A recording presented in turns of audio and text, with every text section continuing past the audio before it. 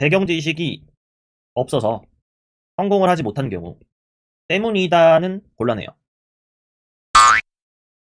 안녕하세요. 구원서 왕유성입니다. 8월에 실시된 9월 모의평가 치르느라 정말 고생 많으셨고요. 저는 총평 및 해설 진행해 보도록 하겠습니다. 구독, 좋아요.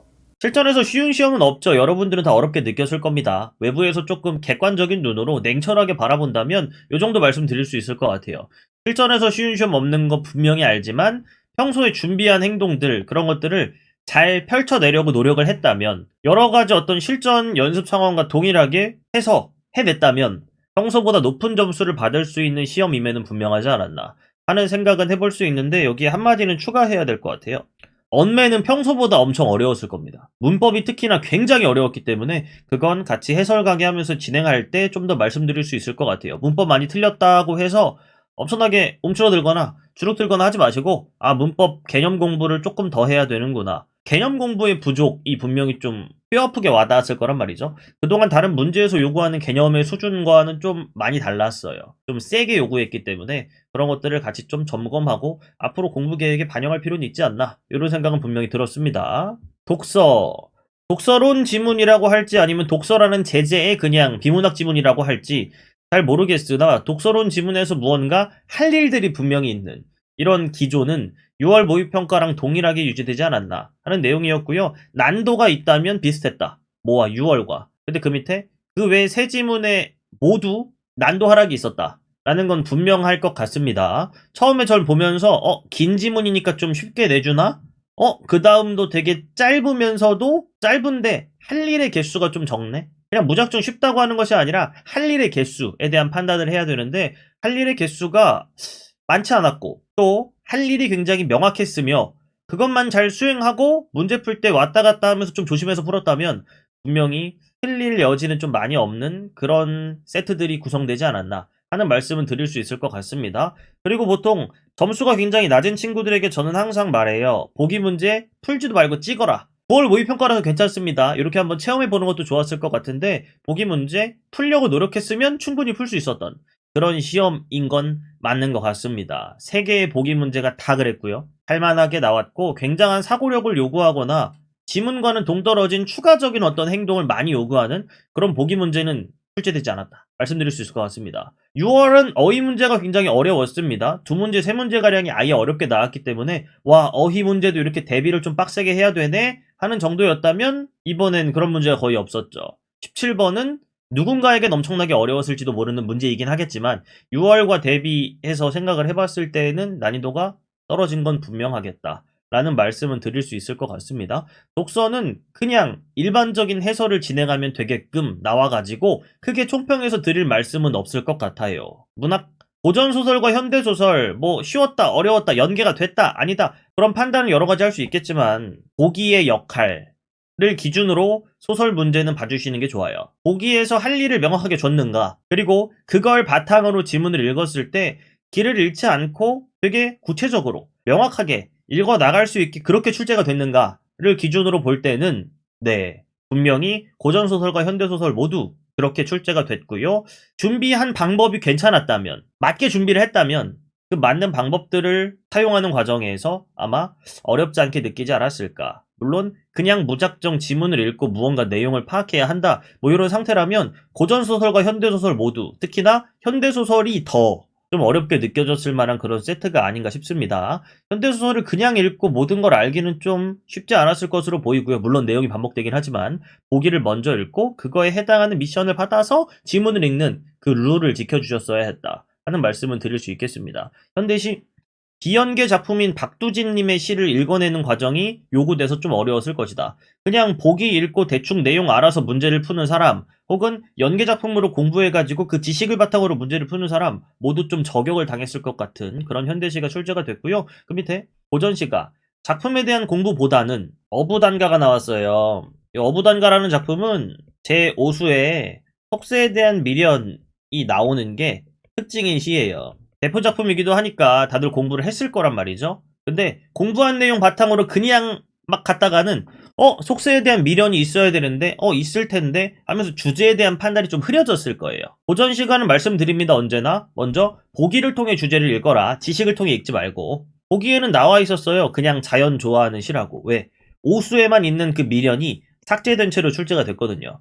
사수까지만 나왔기 때문에 그냥 일반적인 어떤 자연을 좋아하는 그런 시에서 끝나버린 거기 때문에 고전 시가는 공부한 내용 바탕으로 그냥 풀려고 노력하는 사람은 조금 힘들지 않았나. 직접 자꾸 읽어내야 되는 그런 문제들이 출제가 되었다라는 걸 조금 느낄 수 있는 시험이었습니다. 그리고 직접 작품을 읽어내는 과정 플러스 표현법에 대한 판단, 이게 좀 중요한 문제들이 많이 출제가 돼서 자꾸 작품을 읽고 그 안에서 할 수 있는 행동들을 내가 직접 수행하는 게 굉장히 중요하구나 하는 걸 이번 9월 모의평가를 통해 느꼈으면 좋았을 것 같습니다. 그리고 이게 저도 사설 문제들을 굉장히 존중하는 편이지만 사설 문학 문제 풀다가 평가원 문학 문제를 또 9월로서 딱 만나니까 약간 그 눈이 정화되는 느낌? 굉장했던 어떤 약속이 지켜지는 그런 문제들의 향연이었다라고 말씀드릴 수 있겠네요. 물론 내용을 지 문제도 알았지만. 언매 여기에 쭉 써놓은 걸 한번 읽어보시면 될 텐데 엄청 어려웠습니다. 특히나 37, 38 어려웠어요. 39번은 맨날 나오는 주제이긴 했지만 조금 중간중간에 어떤 구체적인 행동들이 요구되는 게 있어서 39번도 누군가는 어려웠을 거예요. 가장 어려운 거, 그리고 하나 더, 얘도 어려웠어요. 얘도 어려운. 누군가는 말하죠. 그냥 읽고 풀면 되는 거 아니었냐? 아니었어요. 필수적 부사어와 수의적 부사어, 일반적 부사어 간의 그 구별을 기본적으로는 할 줄 알아야 풀 수 있는 문제인데 문법 전체로 볼 때 많이들 집중하지 않거든요. 많이들 좀 가볍게 생각하고 넘기거나 아니면 아예 어려워서 그냥 넘어가거나 하는 그런 단원이라서 이번에 아주 좀 대충 공부한 친구들은 피를 볼 수 있지 않았나. 고요. 얘는 태도로 갈리는 문제였어요. 읽고 풀면 풀려요. 비문학처럼 하면 누구나 풀 수 있단 말이죠. 근데 읽지 않고 그냥 지식으로 비비는 문법 공부를 다 했다는 이유로 그냥 지식으로 비비는 그런 친구들의 경우에는 조금 쉽지 않았다 하는 말씀을 드릴 수 있는 문제일 것 같습니다. 언매 내용 일치가 굉장히 많았지만 그냥 내용 일치인 건 다 똑같잖아요. 근데 40번 같은 거 기억에서 미음 열심히 대응 확인시키다가 내용 일치로 허무하게 하고 시간을 뺏어가는 문제들이 많았어요. 매체가 엄청 어려웠다고 말씀드리진 않을게요. 언어는 어려웠고 매체는 시간을 뺏었다. 그게 뭔가요? 언어와 매체라는 과목이 굉장히 어려웠다. 라는 내용이라서 조금 언매 선택자 분들이 많이 어려움을 겪었을 것으로 보이고요. 일반적인 양상으로는 언매는 쉽게, 하작은 어렵게 이렇게 내야 그 어떤 등급 컷, 표준 점수 이런 선택 과목 간의 유불리를 좀 줄일 수 있지 않냐 하는 게 일반적인 분석이고 예상인데 반대로 갔어요. 하작은 이따 말씀드리겠지만 굉장히 좀 일반적으로 조금 쉽게 나왔다고 볼 수 있고요. 언매가 굉장히 어렵게 나와서 요걸 바탕으로 수능을 예상하는 건 조금 모르겠네요. 반반이네요. 이렇게는 안 나올 거야, 반대로 나올 거야 라고 생각할 수도 있고 아니면 9월에 예고했잖아 이래버리면 또 9월처럼 나올 수도 있는 거라서 여러 가능성을 다 열어두고 즉 언매도 어려울 수 있다, 화작도 어려울 수 있다. 이 두 가지 가능성을 다 가지고 공부를 해야 되게끔 하는 좀 피곤한 시험이 출제가 되었다 라고 볼 수 있을 것 같습니다. 화작 굉장히 일반적인 형태와 난도로 출제됐다. 얘만 조금 생각이 필요했죠? 얘는 보통 세 번째 문제에 많이 나오는 유형은 아니기 때문에 조금 생각해볼 필요가 있었고 첫 번째 문제랑 두 번째 문제는 그동안의 기출을 기준으로 하더라도 굉장히 많이 출제되는 그 형태가 그대로 푸는 방법까지 동일하게 나왔기 때문에 아마 첫 번째, 두 번째 문제가 어렵다고 하는 친구들은 많이 없을 겁니다. 그리고 세 번째 문제가 요거 담화 표지 알면 1번이 답인 그런 문제라서 시간을 많이 절약해주는 그런 문제 구성이었습니다. 누군가는 말하죠. 담화 표지라는 거 모르는데 화법과정문 개념 공부해야 되냐. 그러기엔 너무 많이 출제되었다. 담화 표지라는 건 보통 순서를 나타내는 녀석으로 많이 나오긴 하지만 사실 담화에서 무언가 말하는 사람의 의도나 글 쓰는 사람의 의도를 전달하기 위해 사용하는 알 수 있게 해주는 모든 것 다 담화 표지이기 때문에 사실 담화 표지는 확인하는 위치도 되게 쉬워요. 문단의 첫 부분 보면 대부분 보이기 때문에 그거 가지고 보면 되게 쉽게 풀 수 있는 문제가 아니었나.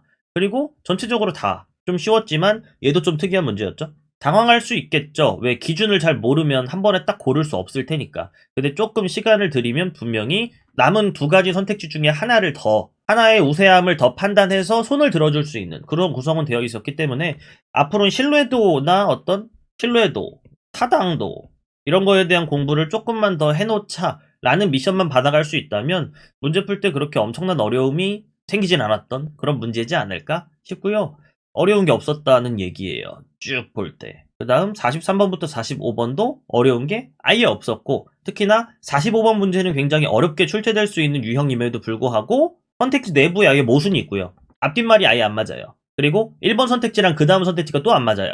이런 구성의 어떤 힌트가 많이 존재했기 때문에 되게 할만하지 않았을까 하는 그런 선택 과목이 바로 화법과 작문이었습니다. 화법과 작문은 쉽게, 언매는 어렵게 나와서 좀 당황스러운 구성이었고 앞으로는 둘 다 어려울 것이다 라는 생각을 가지고 조금 더 공부를 해줘야 맞지 않을까. 화작은 이것보다는 수특 느낌으로 준비를 해주시는 게, 수능 완성 느낌으로 준비를 해주시는 게 조금 더 좋겠다는 말씀은 드리겠습니다. 얘는 지나치게 기출스럽게 깔끔했고요. 수특과 수화는 기출과는 굉장히 거리가 멀게 더럽단 말이죠. 더러운 쪽으로 공부를 하시고 깔끔함에 대한 어떤 준비까지 같이 챙겨가신다면 화법과 작문 선택 과목에 대한 준비 충분히 될 수 있지 않을까 하는 말씀까지 드리면서 총평을 마치고요. 해설 강의로 들어가 보도록 하겠습니다. 자, 모든 내용을 읽고 분석한 후 해설하는 나름의 심층 해설 강의 진행해 보도록 하겠습니다. 먼저 독서 제재의 비문학이죠. 읽어볼게요. 글을 읽는 동안 독자의 사고 과정을 밝힐 수 있는 방법 중 하나가 눈동자 움직임 분석 방법이다. 이랬네요. 눈동자 움직임을 분석한대요. 왜? 독자의 사고 과정을 밝히기 위해. 쉬운 내용인데 뭘 저렇게까지 하나 싶겠지만 1문단에서는요. 의도적으로 추가적인 행동을 많이 하는 게 좋다라고 수업 때도 말씀을 많이 드리죠. 왜? 집중력을 올려야 돼요. 쉬운 내용은 더 쉬워져야 하고 어려운 내용은 그나마 또 쉽게 처리를 해야 하니까 의도적으로 집중력을 올리기 위해 행동의 개수를 늘리는 거죠. 이것은 사고 과정이 눈동자의 움직임에 반영된다고 보고 그 특성을 분석하는 방법이다. 그냥 읽고 알 수 있는 사람은 앞에서 한 행동으로 퉁쳐집니다. 이거에 대한 이해가. 근데 만약에 좀 쉽지 않고 관계 파악이 조금이라도 어렵다고 느낀다면 멈춰서 그냥 넘어가지 마세요. 여기서도 계속 말하고 있던데 다시 돌아와서 방향과는 반대로 돌아와서 할 것들을 하고 넘어가라는 거죠. 그냥 도약을 하지 마시고. 사고 과정이 눈동자의 움직임에 반영된다. 사고 과정이 먼저 있고요. 글씨가 극혐이네요. 눈동자에 반영이 된다. 그래서 얘를 어떻게 한다? 분석한다. 왜? 사고 과정을 보려고. 관계 파악 끝났죠? 넘어갈까요? 눈동자 움직임에 주목한 연구에 따르면 글을 읽을 때 독자는 자신이 중요하다고 판단한 단어나 생소하다고 생각한 단어를 중심으로 읽는다. 중요하다고 판단, 생소하다고 생각이 동급이네요. 왜? 얘네가 읽기의 중심이 되니까요. 글을 읽을 때 독자는 눈동자를 단어에 멈추는 고정과 고정 사이에 일어나는 도약을 보였는데 도약은 한 단어에서 다음 단어로 그냥 넘어가기엔 내용이 좀 많이 쌓인다고 만약에 느끼는 사람이 있다면 고정에 1번 번호 붙여주시고요. 도약에 2번 한 다음에 고정은 멈추는 거고 도약은 고정과 고정 사이에도 일어나는 것이고 다르게도 일어날 수 있는 건가? 잘 모르겠다. 그 밑에 도약은 한 단어에서 다음 단어로 이동하는 짧은 도약과 이 짧은 도약은 당연히 고정과 고정 사이에 일어나는 도약이 되겠네요. 그 다음 단어를 건너뛰는 긴 도약으로 구분된다. 짧은 도약 1번 새롭게 긴 도약은 2번인데 이 긴 도약에서는 이렇게 말씀드릴게요. 고정이 생략되는 게 발생한다. 짧은 도약은 고정에서 고정으로 가는 그런 과정이었다면 얘는 스킵되는 게 있어요. 그래서 중간에 고정이 일어나지 않는 단어들이 발생할 수 있다. 이런 차이를 보인다고 정리하면 이 글에서 읽은 내용만 가지고 하는 내용 처리가 완벽하게 됐다고 볼 수 있겠네요. 고정이 관찰될 때는 1번이었죠? 얘는 뭐랑 비교대조 해야 된다? 도약과 비교대조 해야 한다. 단어의 의미 이해가 이루어졌지만 도약이 관찰될 때는 건너뛴 단어의 의미 이해가 이루어지지 않았다. 건너뛴 단어가 생겼다라는 건 뭘까요? 짧은 도약도 고정에서 고정으로 넘어가는 순간이니까 가능한 이야기겠지만 긴 도약에서는 중간에 아예 고정이 발생하지 않았다. 라는 그 내용을 한 번 더 말했다고 볼 수 있겠어요. 이루어지지 않죠? 왜?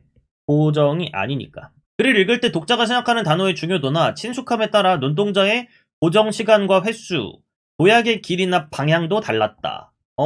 친숙함에 따라 요건 친숙함은 생소함에 대한 이야기로 앞에 본 적이 있었죠. 고정 시간과 횟수, 도약의 길이와 방향. 밑에 그 내용이 똑같이 이어지면 너무 좋겠죠? 독자가 중요하다거나 생소하다고 생각한 단어일수록 여전히 중요하다와 생소하다는 같이 가고 있어요.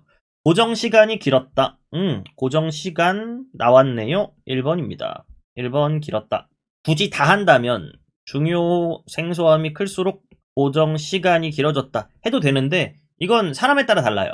처음에 자신이 생각하고 있는 내용과 완벽하게 일치한다면 굳이 쓸 필요가 없겠죠. 근데 만약에 말도 안 되지만 중요하거나 생소한데 고정 시간이 길어? 대박. 내가 생각하는 거랑 아예 다른데? 그럼 써야겠죠. 근데 그런 사람 없을 듯. 넘어갈게요. 이러한 단어가 뭐죠? 독자가 글의 진행 방향대로 읽어가다가 되돌아와 다시 읽는 경우도 있어. 얘는 중요, 행소, 고정 횟수도 많았고, 당연하겠죠. 여기에 횟수가 2번이었네요. 이때 도약은 글의 진행 방향과는 다르게 나타났다. 중요한 단어나 생소한 단어가 연속될 때는 그 단어마다 눈동자가 멈추면서 도약의 길이가 짧아졌다. 길이와 방향인데 요 3번에 대한 내용이 뒤에 나오고요. 그 다음 방향이 먼저 나오네요. 방향 반대. 길이는 줄어들었다. 만약에 어려운 비문학이었다면 요 길이의 반비례 가지고 조금 더 문제가 나올 수 있긴 하겠죠. 눈동자의 움직임 양상은 독자의 읽기 능력이 발달하면서 변화한다. 읽기 능력이 발달하면 이전과 같은 수준의 글을 읽거나 전에 읽었던 글을 다시 읽을 때 단어마다 눈동자를 고정하지는 않게 되어 이전보다 고정 횟수와 고정 시간이 줄고 능력이 늘어나면 뭐를 읽을 때 같은 수준이나 혹은 읽었던 글을 읽을 때 요약은요 언제나 줄이는 거지만 빠트림이 있으면 안 돼요. 보통 얘를 빠트리겠죠. 그러면 3번 문제가 어려워지는 거고. 근데 빠짐없이 다 가져가되 줄인다 라는 그 조건만 지켜주신다면 요약하는 메모는 분명히 우리에게 도움을 줄 거예요. 이렇게 하면 횟수랑 시간이 줄고요. 그 다음 긴 도약, 길이가 늘어난다. 아까랑 정확히 반대적인 내용을 볼 수 있겠네요. 이는 아는 단어, 배경 지식이 늘어나기 때문이다. 위엔 뭔데? 학습 경험, 독서 경험, 구조에 대한 지식과 아는 단어, 배경 지식. 구조를 알고 단어를 알고 배경 지식이 늘어나기 때문이다. 자꾸 첫 번째 지문과 이 문제 세트를 통해 앞으로 비문학은 이렇게 읽어라, 이렇게 공부해라 라고 어떤 내용을 주는 것 같긴 하네요. 또한 읽기 목적을 분명하게 인식하게 되면서 그래서 중요한 단어를 정확하게 선택할 수 있게 되는 것도 이유 중에 하나이다. 근데 이건 평가원이 이렇게 말하고 있지만 이렇게 하면 안 돼요. 중요한 내용을 선별하는 건 뭐 전체적인 내용 파악에 도움이 되겠지만 무언가를 버리게 되거든요. 학생 입장에서. 그러면 문제 풀다가 그 버린 단어 때문에 틀려요. 그래서 얘는 반은 맞지만 반은 좀 틀린 이야기다. 좀 조심해서 판단할 필요가 있다. 라는 말씀은 드릴 수 있겠습니다. 이때 문맥을 파악하기 위해 이미 읽은 단어를 다시 확인하려는 도약, 앞으로 읽을 단어를 먼저 탐색하려는 도약 등이 빈번하게 나타난다. 문맥을 파악하기 위해 이미 읽은 단어를 다시 확인한다. 읽은 단어를 다시 확인한다? 이거 뭐야? 도약의 방향이 여전히 반대네요? 플러스 앞으로 읽을 단어를 먼저 탐색하는 도약.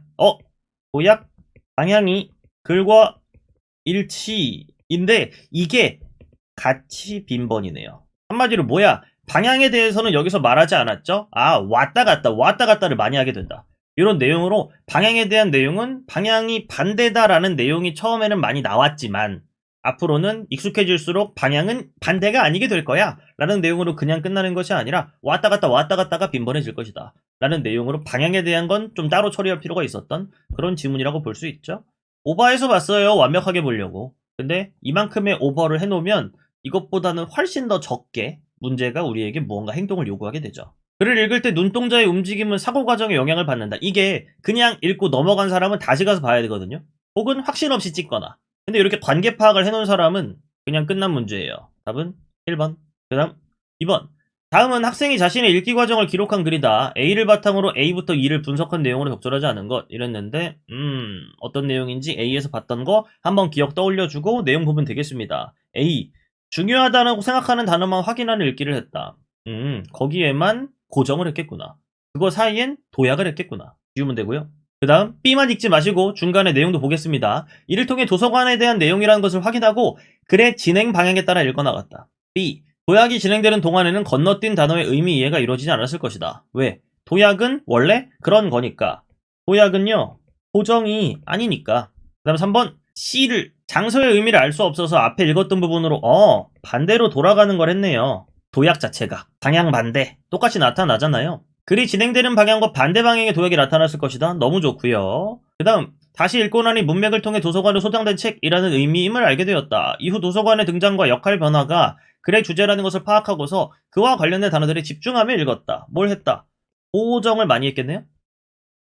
근데 4번 글의 주제와 관련이 없는 단어들을 읽을 때보다 고정 시간이 짧고 고정 횟수가 적었을 것이다. 아이고 여기서 파악한 내용 자체가 이미 고정이었고 주제와 관련 없는 단어들은 고정 횟수도 적고 고정 시간도 짧겠죠. 그래서 아예 반대로 틀린 내용을 잡아내면서 답 4번인 걸 찍어내 주시면 딱 좋았을 그런 세트였습니다. 5번 확인해보시면 되겠죠? 2. 대신하여와 달리 파피루스와 양피지처럼 생소한 단어를 하나씩 확인했다. 왜? 중요하거나 생소할 땐 고정도 많이 하고 고정 시간도 늘리게 되겠죠? 그래서 동일한 익숙한 단어들로만 이루어졌다. 얘는 생소함이 적었다는 얘기예요. 그때보다 고정 시간이 길었을 것이다. 너무나 맞는 말이니까 5번도 지울 수 있겠습니다. 요 정도였고요. 3번 넘어가 볼게요. 다음은 윗글을 읽은 학생이 기억에 대해 보인 반응이다. 아이고, 기억에 대해 보인 반응이라고 할 때 조금 중요성을 갖는다면 얜 지문 읽기를 요구한다. 그리고 여기에 원래는 되게 긴 글이 나오면서 얘만 가지고 읽고 풀게끔 하는 게 보통 3번 문제의 패턴이었잖아요. 파괴됐어요. 수능 때는 어떻게 나올지 몰라요. 그래서 지문 읽기를 언제든 요구하면 바로바로 해야겠구나 라는 걸 좀 생각하면서 진행해 주시면 좋고, 사설 모의고사들도 자꾸 지문 읽는 건 배제한 채 문제를 풀 수 있게 그렇게 계속 유형을 평가원 유형이니까 반영해서 문제를 만들곤 했는데요. 이젠 좀 다르게 문제가 나오게 되겠네요. 답은 선택지를 4대1로 만드시면 됩니다. 답은 1번이었습니다. 읽기 능력이 발달하면 요 내용이죠. 같은 수준의 글을 읽거나 읽었던 글을 읽을 땐 빠르게 읽을 수 있다. 이거지, 깊이 있게 이해하기 위해 꼼꼼히 읽는다는 건 처음 보는 내용일지도 모르겠고요. 혹은 조금 더 높은 수준일지도 모르겠어요. 꼼꼼히 읽을 땐 그냥 갑자기 이전보다 교정 횟수와 시간이 줄고 단어를 건너뛰는 긴 도약을 그냥 능력이 늘어났으니까 무조건 할 수 있어 라고 말할 수는 없는 거잖아요. 수준이 같다, 읽었던 글이다 라는 전제 조건이 있어야 가능한 거지. 답은 1번. 나머지는 다 잘 알게 됐을 때 혹은 새롭게 알게 된 무엇들을 막 활용할 수 있을 때 뭐 이런 내용들이 나오는 게 2번부터 4번, 5번까지의 내용이었기 때문에 4대1 선택지 배열로도 풀 수 있는 문제였다 라는 건 추가적으로 말씀드리면서, 독서론이라고 해야 될까? 독서 제재 관련 지문이라고 해야 될까? 어쨌든 첫 번째 세트에 대한 해설 마치도록 하겠습니다. 다음 지문으로 넘어가 볼게요. 두 번째 지문 해설 시작해 보도록 하겠습니다. 작년 수능과 많이 닮아 있는 모습이죠. 가와 나의 연관성이 엄청나고요. 가에서는 어떤 학자가 주장을 펼치고요. 나에서는 그걸 깝니다. 마치 작년 수능에 해겔과 그걸 까는 사람의 입장이 함께 있었던 그 가나 지문과 좀 유사한 버전이라고 볼 수 있겠네요. 난도는 좀 많이 내려간 느낌이지만 여전히 가만으로 풀 수 있는 문제는 분명히 존재합니다. 근데 앞으로는 아마도 더 줄어들 것 같은 느낌을 주죠. 왠진 모르지만.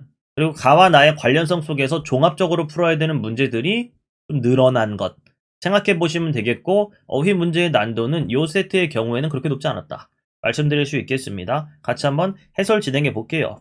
앞으로는요, 이런 지문과 유사한 느낌을 받는 지문을 만약에 만난다면 이것만 생각하면 될 것 같아요. 같은 내용이 너무 이어지잖아요. 그러면 똑같은 내용이라고 판단될 땐 그냥 위에서 했던 내용이니까 그대로 이렇게 끝내주시면 되고, 앞에서 말했던 아도르노의 생각과 완전 다른 거잖아? 그럴 때 이제 좀 바뀌는 부분에 집중해주는 느낌으로 읽어주시면 좋을 것 같고, 이렇게 하면 가 글은 그렇게까지 집중할 부분이 많이 없었다고 볼 수 있는 그런 지문으로 나왔죠. 그 다음, 한 사람의 생각을 이렇게 똑같은 내용을 계속 말하게 되면 그 사람이 좋아하는 것과 좋아하지 않는 것, 긍정, 부정이 나뉘게 됩니다. 마치 수필처럼.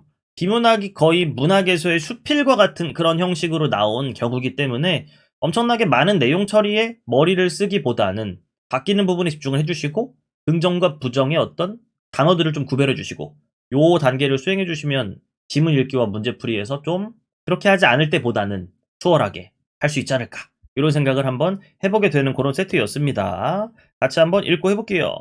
아도르노는 문화산업에 의해 양산되는 대중예술이 이윤극대화를 위한 상품으로 전락함으로써 예술의 본질을 상실했고요.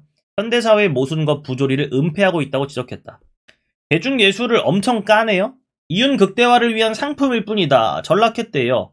그리고 예술의 본질을 상실했다. 얘는 상품이 되었고 예술 본질 따윈 없다고 말하죠.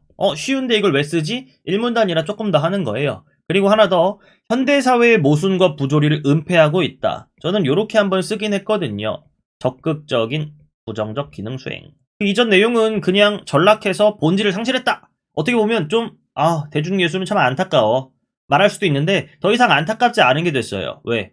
적극적으로 현대사회의 모순과 부조리가 있는데 그걸 대중예술이 숨기고 있으니까. 아도르노가 보는 대중예술은 쓰레기죠 뭐. 창작이 구성에서 표현까지 표준화되어 생산되는 상품에 불과하다. 표준화되어 생산, 이게 바로 상품의 특징이니까 넘어가면 되겠죠? 그는 대중예술의 규격성으로 인해, 규격성, 상품의 특징인가 보네요. 그리고 표준화랑 똑같은 말이겠네요. 개인의 감상 능력 역시 표준화되고, 개인의 개성은 다른 개인의 그것이 뭐죠? 개성입니다. 다르지 않게 된다고 보았다. 특히 모든 것을 상품의 교환 가치로 환원하려는 자본주의 사회에서 대중예술은 개인의 정체성마저 상품으로 전락시키는 기제로 작용한다는 것이다. 대중예술이 상품인데 그 상품은 표준화가 특징이야. 그리고 이윤 추구가 상품의 목적이지. 이걸로 인해 개인의 정체성, 원래는 구별되어서 개성이 있어야 되는데 그 개성을 없애고 상품으로 전락시켰다. 상품으로 전락시켜? 어떻게 전락시킬 수 있는데 상품은 표준화, 규격성이 특징이라서 개성이 사라진 규격화된 무언가가 됐으니까 상품으로 전락시켰다고 볼 수 있겠네? 하는 내용이면 끝나는 내용입니다. 똑같은 내용만 계속 나와요. 뭐 규격화, 표준화, 그 다음 다 같아짐, 다르지 않아짐, 이런 내용으로 다 끝나고 있는 거라서 똑같은 내용이고 긍정, 부정만 처리하면 되겠다. 긍정에 대한 내용은 나오지 않았고요. 싹 다 부정, 아도르노가 싫어하는 것들만 하루 종일 나온 내용이라고 보시면 되겠습니다. 아도르노는 서로 다른 가치체계를 하나의 가치체계로 통일시키려는 속성을 동일성으로, 하나의 가치체계로의 환원을 거부하는 속성을 비동일성으로 규정하고 여기까지. 아도르노는 동일성을 좋아할까요? 비동일성을 좋아할까요? 정답! 비동일성을 좋아할걸요? 예술은 이러한 환원을 거부하는 비동일성을 지녀야 한다고 주장한다. 드디어 나왔네요. 긍정. 동일성은 표준화랑 똑같은 거라면 얘는 표준화랑 반대되는 거겠네요. 그렇기 때문에 예술은 대중이 원하는 아름다운 상품이 되기를 거부하고 그 자체로 추하고 불쾌한 것이 되어야 한다는 것이다. 우와, 추하고 불쾌한 것, 이걸 긍정해버리네. 아름다우면 안 돼? 안 된대요. 그럼 뭐가 되니까? 표준화고 되고 규격화된 상품이 되니까. 그에게 있어. 예술은 예술가가 직시한 세계의 본질을 감상자들에게 체험하게 해야 한다. 세계의 본질이 뭔데? 몰라요. 예술은 동일화되지 않으려는 일정한 형식이 없는 비정형화된 모습으로, 비정형화, 긍정, 나타남으로써 현대사회의 부조리를 체험하게 하는 매개여야 한다는 것이다. 세계의 본질은 뭐죠? 부조리입니다. 하나 더 위에 있는 말로 합치면 모순입니다. 비정형화된 모습인데 이게 아마도 추하고 불쾌한 모습일 거예요.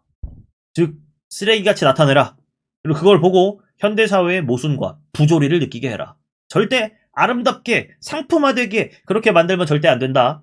그렇게 하면 개인의 개성까지 같아져 버리기 때문에 굉장히 개인마저 상품이 될 수 있다. 여기서 무조건 동일하지 않게 추하고 쓰레기같이 보여줘야 한다. 뭘? 현실의 쓰레기 같음을 보여줘야 한다. 이런 내용으로 처리할 수 있겠네요. 아도르노는 쇤베르크의 음악과 같은 전위예술이 그 자체로 동일화에 저항하면서도 됐다. 전위예술 긍정이에요. 쇤베르크 긍정이고요. 저항이나 계몽을 직접적으로 드러내지 않는다는 것. 저항이나 계몽 자체가 좋은 게 아니라 직접적으로 드러내는 것 부정. 저항이나 계몽을 직접 표현하는 이거 부정. 것에는 비동일성을 동일화하려는 폭력적 의도가 내재되어 있다고 보기 때문이다. 역시나. 불협화음으로 가득 찬 쇤베르크의 음악이 감상자들에게 불쾌함을 느끼게 했던 것처럼 불쾌함은 좋은 것. 예술은 그것에 드러난 비동일성을 체험하게 함으로써 동일화의 폭력에 저항해야 한다는 것이다. 불쾌하고 쓰레기 같고 추하면 좋은 거예요. 왜? 현실 자체가 그러한데 그걸 보여주는 장치로서 기능할 수 있으니까. 이미 이상하죠? 아도르노 너무 치우쳐진 생각을 말한단 말이에요. 그래서 나에서 까는 거예요. 아도르노에게 있어 예술은 사회적 산물이며 그래서 미학은 작품에 침전된 사회의 고통스러운 상태가 뭔데? 부조리, 모순, 앞 정보와의 연결, 비법 행동에서 굉장히 강조하고 있던 내용이죠. 그건 집요하게 이루어져야 해요. 읽기 위해 존재한다. 그는 비동일성 그 자체를 속성으로 하는 전위예술, 비동일성 좋아해, 전위예술 좋아해. 예술이 추구해야 할 바람직한 모습으로 제시했다. 문제 풀러갑시다. 같은 내용을 계속 말하고요. 긍정적인 것과 부정적인 것. 일반적으로 생각하는 우리가 보는 긍정적인 것과는 조금 다른 내용일 수 있지만 컨셉은 확실하기 때문에 벗어나는 내용은 없을 거예요. 아도르노가 이건 이렇다고 보았다 하는 예외에 해당하는 정보가 없으니까 꽤나 할만한 글이 아닐까? 이런 생각이 드는 가 지문이었습니다. 아도르노의 예술관? 일단 가에선 맞으니까 느무가. 근데 서술 방식의 공통점, 구체적인 예를 제시하고 그것에 담긴 의미를 설명했다. 예를 제시했나? 그렇다고 볼 수 있겠네요. 전위예술이라는 예시를 얘기했으니까 인정. 가에서만 인정. 그 다음 C. 가는 나와 달리 화제와 관련된 개념을 정의하고 개념의 변화 과정을 제시했다. 정의에 대해서는 판단할 필요가 없어요. 왜? 변화 과정이 아예 없으니까. 시간의 흐름에 따른 변화 그 자체가 글 전체의 컨셉이어야 하는데 아도르노의 생각을 계속 말하는 내용밖에 없기 때문에 답은 C가 되겠죠? 답은 C. 4번 문제가 이렇게 풀려 다행입니다. 요즘 사설 모의고사 같은 거 보면 4번 문제 같은 게 좀 어렵게 출제되는 경우도 있는데 얘는 그렇지 않았던 거죠. 생각해 주시면 되겠고 넘어갈게요. 5번 아도르노가 보는 대중예술 다행인데요. 얘는 가지문 가지고 풀 수 있으니까요. 이해로 적절하지 않은 것 긍정 부정에 대한 생각을 먼저 하고 와야 됩니다. 아도르노는 이런 걸 긍정했어. 이런 건 부정했지. 문화산업을 통해 상품화된 개인의 정체성과 얜 부정된 왜? 표준화된 상품으로서 예술의 본질이 없고 개성까지 없애는 상품화를 하니까. 글씨가 더 쓰레기 같네요. 대립적 관계를 형성한다. 그렇다는 건 뭔 얘기예요? 위에 박스 친 이 내용이 대립적 관계는 부정이 아닌 긍정이어야 하는데 답은 1번. 1번이 답일 것 같을 때 우리는 어떻게 해야 될까요? 얘를 따로 처리하고 얘를 따로 처리한 후에 얘의 속성을 보고 2번, 3번 보시면 딱 맞죠. 문화산업을 통해 상품화된 개인의 정체성 부정이다. 아무리 자세한 내용이 있어도 일단 부정이다. 대립적 관계를 형성한다는 건 긍정이라는 의미를 가져야만 한다. 근데 아도르노가 보는 대중예술이라는 박스는 아무리 봐도 부정이다. 한 번 더 봤더니 답은 1번이 확실하다. 2, 3, 4, 5는 볼 필요가 없다. 이게 조금 더 좋은 풀이고요. 막연한 불안감에 2, 3, 4, 5를 지우러 간다. 뭐 나쁘진 않지만 엄청 좋진 않다. 이렇게 말씀드릴 수 있을 것 같네요. 2번. 일정한 규격에 맞춰 생산될 뿐 아니라 규격화, 표준화. 아, 미리 알았지. 상품화 시킨다라고 말했으니까 2번 지울게요. 3번. 자본주의의 교환가치 체계에 종속된 것으로서 예술로 포장된 상품은 불과하다. 너무 맞는 말이고. 4번. 모든 것을 상품의 교환가치로 환원하려는 자본주의 사회의 속성을 은폐한다. 은폐하는 적극적 기능까지 수행했다. 5번. 문화산업의 이윤 극대화 과정에서 개인들이 지닌 개성의 차이를 상실시킨다. 그래서 상품으로 만드는 표준화의 작업을 했던 걸 우린 읽었다. 가만으로 5번 문제는 풀릴 거고요. 아직 나가 요구되진 않네요. 6번. 기억의 이유. 나에 있구만. 7번. 나를 봐야 되는구만. 왜? 니은에 대해도 분명히 나에 있으니깐요. 그 다음 8번. 할만하다. 왜? 아도르노의 관점이라고 해놓고 여기까지가 가니깐요.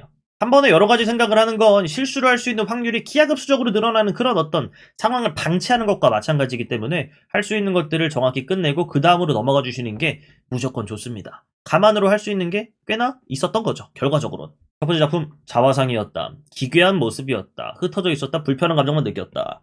아도르노 긍정. 왜? 추하면 되니까. 두 번째 작품 복제되어 있는 상품이었다. 아이고 안 좋은 건 익숙하게 느껴져 좋았다. 부정이겠네요. 왜? 대중예술일 거예요. 그 다음 세 번째 작품 시골 마을의 서정적인 풍경을 사실적으로 묘사한 그림으로 색감과 조형미가 뛰어나. 아이고 아도르노는 싫어합니다. 왜? 아름다워서. 이 사람이 이렇게 꽉 막힌 사람이야? 예. 아름다우면 다 쓰레기라고 하고요. 추해야 한다고 봐요. 왜? 현실 자체가 시궁창이니까. 그걸 보여줘야만 한다고 느끼니까. 첫 번째 작품 긍정이라고 봐야겠네요. 부조리한 사회에 대한 예술적 체험에 충격됨을 수 있습니다. 그러니까 받아들이세요. A. 두 번째 작품에서 학생의 느낌 익숙함은 쓰레기 같은 겁니다. 현대사회의 모순에 대한 무감각과 같은 것일 수 있습니다. 이는 문화산업의 논리에 동일화되어 감각이 무뎌진 결과라 할 수 있습니다. 완벽하네요. 한번 세 번째 작품에 표현된 서정성과 조형미는 부조리에 대한 저항과는 괴리가 있습니다. 부조리에 대한 저항과는 괴리가 있습니다. 여기부터 세모입니다. 왜? 부조리에 대한 저항 자체가 긍정이 아닌데 괴리가 있다고 말할 필요가 없잖아요. 왜? 저항은 드러내야 하는 것이 아니라 부조리만 보여주면 된다. 라고 하는 게 이 아도르노의 생각이었으니까. 위에 한 번 더. 사회에 대한 저항을 직접적으로 드러낸 예술이어야 아이고 완벽하게 얘가 X가 되면서 앞에 있는 요 말도 X가 되겠네요. 부조리에 대한 저항과는 괴리가 있는 건 맞지.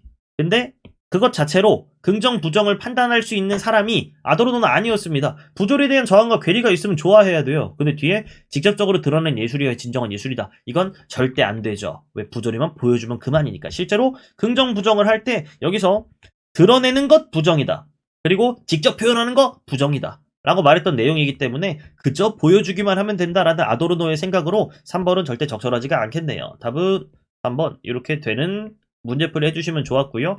8번 문제를 뭐 푼 사람도 있고 아예 그냥 건너뛰고 찍은 사람도 있겠지만 결국 3번이라는 걸 풀어내는데 나지문 읽기는 필요하지 않았던 그런 세트라고 볼 수 있겠습니다. 여기까지고요. 9번 문제를 하려면 또 A, B, C, D, E 다 C, D, E, B A만 가에 있고 싹 다 나에 있기 때문에 나를 읽어내는 과정은 분명히 필요하겠네요. 나 읽기 한번 들어가 보도록 하겠습니다. 나지문 보겠습니다. 아도르노의 미학은 예술과 사회의 관계를 통해 예술의 자율성을 추구했다는 점에서 긍정적으로 평가된다. 예술의 자율성을 추구? 의아하네요, 그죠? 예술 자율성 추구가 뭔데? 약간 추한 것, 보여주는 걸 통해 뭐 해야 된다? 현실의 부조리와 모순을 드러내는 무언가여야 한다. 라고 말했던 그 내용이었습니다. 자율성을 추구했다라는 건 뭐랑 반대일 거냐면 자본주의에 종속되는 것과는 반대되는 내용이니까 자율성이라는 건 이런 거구나. 한번 처리하고 넘어갈 수 있겠네요. 예술은 사회적인 것인 동시에 사회에서 떨어져 사회 본질을 직시하는 것이어야 한다고 보기 때문이다. 가능한 얘기네요. 그의 미학은 왜 사회적이죠, 근데? 사회 내용을 담긴 하니까. 사회가 왜 떨어져서 사회 본질을 직시해야 된다고 보죠? 현실 자체가 쓰레기인데 그걸 보여주는 도구로서 기능해야만 하니까. 그의 미학은 기존의 예술에 대한 비판적 관점을 제공한다. 기존의 예술? 예를 들면 대중예술이겠네요. 가령 사과를 표현한 세잔의 작품을 아도르노의 미학으로 읽어낸다면 이 그림은 사회의 본질과 유리된 아름다운 가상을 표현한 것에 불과할 것이다. 왜? 아름다우니까. 아도르노는요, 아름다우면 싫어한다 라고 계속 말하고 있네요. 얘도 위에 읽은 내용, 앞정보와 연결을 통해 얘를 판단하세요. 아름다우면 안 된다. 넘어갈까요? 하지만 세잔의 작품은 예술가의 주관적 인상을 붉은색과 회색 등의 색채와 기하학적 형태로 표현한 미메시스일 수 있다. 미메시스일 수 있다. 미메시스가 뭔데? 아직 설명해주지 않았으니까 기다리세요. 뒤에 내용 나오겠죠? 미메시스란 세계를 바라보는 주체의 관념을 재현하는 것, 즉 감각될 수 없는 것을 감각 가능한 것으로 구현하는 것을 의미한다. 주체의 관념. 바로 써요 그냥. 감각될 수 없다. 근데 이걸 재현한다고 했습니다.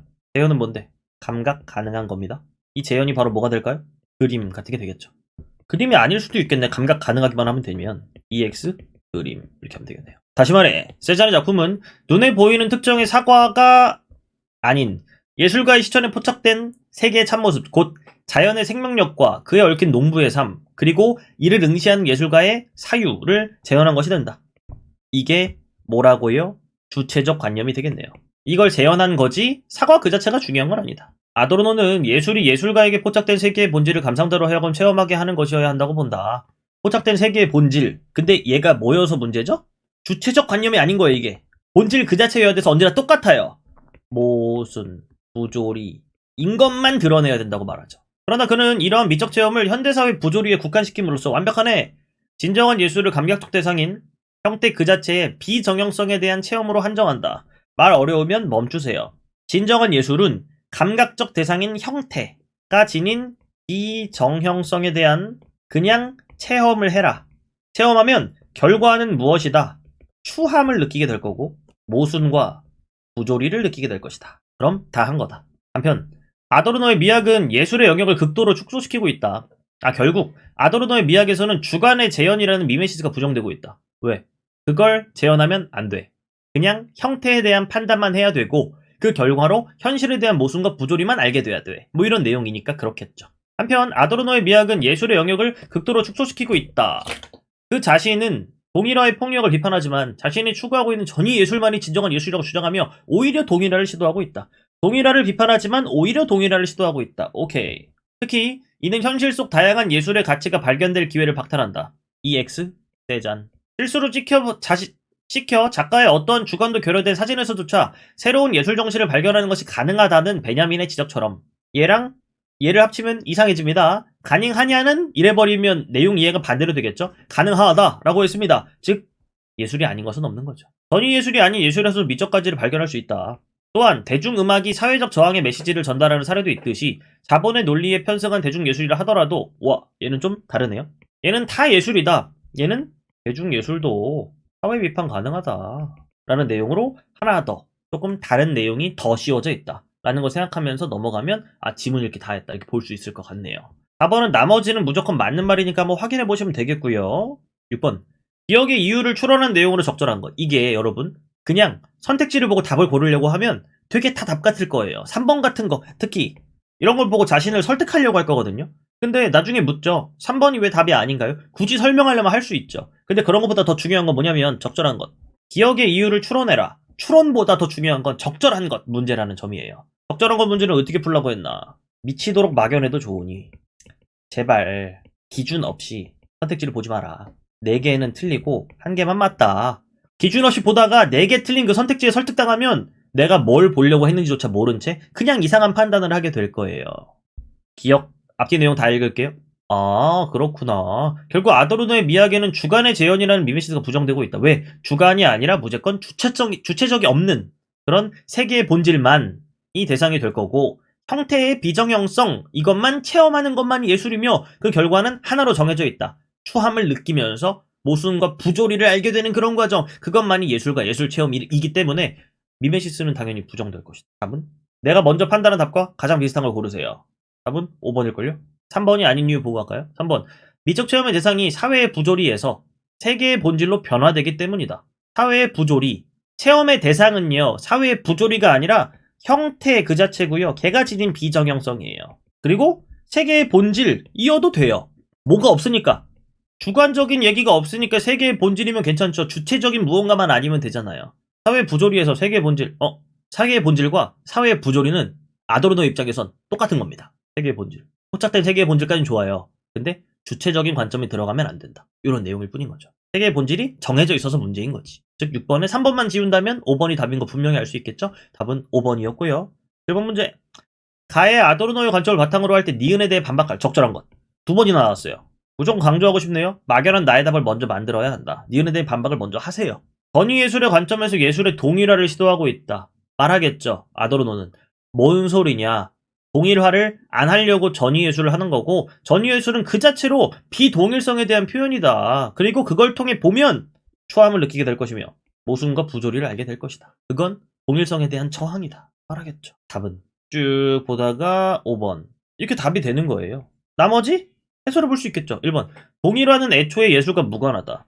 예술의 동일화는 실현이 불가능하다. 실현이 돼가지고 예술은 예술인데 예술이 아닌 것처럼 된 것. 대중예술이 된 거잖아요. 말도 안 되는 소리. 2번. 전위예술의 속성은 부조리 그 자체를 폭로하는 것이므로. 그건 맞겠네요. 비동일성은 결국 동일성으로 귀결된다. 아이고 동일성은 무조건 거품 물고 부정할 텐데 뭔 소리야. 3번. 동일성으로 환원된 대중예술에서도 비동일성을 발견할 수 있으므로. 아이고 대중예술은 한 번도 긍정된 적이 없어요. 4번. 전위예술은 동일성과 비동일성의 구분을 거부하므로. 뭘 거부해요? 동일성을 싫어하고 비동일성을 좋아하는 건데. 다 지울 수도 있죠. 근데 더 중요한 건 쭉 봤을 때 5번이 답이라는 점을 알고 문제 푸는 게 더 중요해요. 하나하나 아닌 것들을 잡아내려고 하다 보면 이런 과정을 실패할 수도 있거든요. 실패하면 망해요. 망하면 큰일 나기 때문에 답은 5번임을 한 번에 알 수 있었어야 됐고 나머지는 그냥 헷갈리는 것만 지우는 느낌? 얘는 두 가지가 싸우다가 마지막에 답이 되는 그런 문제도 아니에요. 그냥 5번이 답인 문제이기 때문에 느낄 수 있으면 좋겠고요. 9번은 난도가 떨어졌던 게 1번 전락시킨다. 상품으로 전락시킨다. 근데 얘는 맞바꾼다. 전락시키는 건 하락시키는 그 내리는 느낌이 있는 거잖아요. 근데 맞바꾸는 건 이렇게. 답은 설명할 수 없지만 1번이다. 는 누구나 알았겠죠. 나머지들 가지고 헷갈릴 내용도 전혀 없었고 1번이 너무 강력했기 때문에 난도가 있는 문제라고 보기 좀 어렵지 않을까 하는 게 9번 어휘 문제였습니다. 여기까지가 두 번째 지문, 가나 지문에 대한 해설이었고요. 이후 지문으로 넘어가 보겠습니다. 세 번째 지문 해설 진행해 보도록 하겠습니다. 이 지문 관련해서 유독 이런 얘기가 많은 것 같아요. 배경지식. 배경지식은요, 있어서 성공을 했다. 그러면 덕분이다 라는 판단 괜찮은 것 같아요. 왜냐면 마음도 편해졌고 실제로 내용 파악에서 내 배경지식과 다른 내용이 나오지 않았다는 거니까 뭐 다행인 거죠. 덕분이 맞아요. 근데 배경지식이 없어서 성공을 하지 못한 경우 때문이다는 곤란해요. 첫 번째, 사실이 아니기도 하고요. 두 번째, 그렇게 하면 공부 방향이 망합니다. 배경지식이 없어서 망했어가 내 머릿속 진실이 되면 앞으로의 공부 방향은 배경지식 찾으러 다니기가 될 거잖아요. 그러면 쉽지 않아지기 때문에 성공을 못했어? 성공은 가능했는데 그럼 원인은 뭐지? 해서 추가적인 지문 읽기 행동이라든지 아니면 문제 풀 때 판단이라든지 이런 내용에서 원인을 찾아주시는 걸 추천드리겠다 하는 거고요. 유류분과 관련해서 저도 잘 몰라요. 하지만 할 수 있었다. 같이 한번 지문 해설 들어가 보도록 하겠습니다. 사유재산 제도 하에서는 누구나 자신의 재산을 자유롭게 처분할 수 있다. 사유재산이란 말 모르면 빡빡하긴 했겠죠. 근데 이런 제도 안에선 재산을 자유롭게 처분할 수 있구나. 그 다음, 그러나 기부와 같이 어떤 재산이 대가 없이 넘어가는 무상처분 행위가 행해졌을 때는 그 당사자인 무상처분자와 무상취득자에 의해 의사에 무관하게 그 결과가 번복될 수 있다. 첫 번째 문장과 두 번째 문장에 우리에게 요구하는 행동 차이 느껴지세요? 좀 많이 다르죠? 이거에 대해 행동을 할게요. 무상처분자가 있다. 무상취득자가 있다. 이 사이에 일어난 건 뭐냐? 기부라는 이름에 무상처분이다. 이때 요 기부라는 건 당사자들의 의사와 무관하게 번복이 가능하다. 뭐랑 다르게 일반적인 재산 처분과 반대다. 이거 뭔 말인지 알겠나요? 그러나 자유롭게 처분할 수 있다. 이게 의사와 무관하게 번복되는 일이 없다는 얘기예요. 이 내용 자체를 처리한다, 앞정모랑 연결한다, 그러면 두 내용 다 처리가 완벽해진다. 요런 거. 일부러 해야 돼요. 그래 진행 방향과 반대로의 도약이 있어야 된다니까요. 앞에 지분에서 봤죠.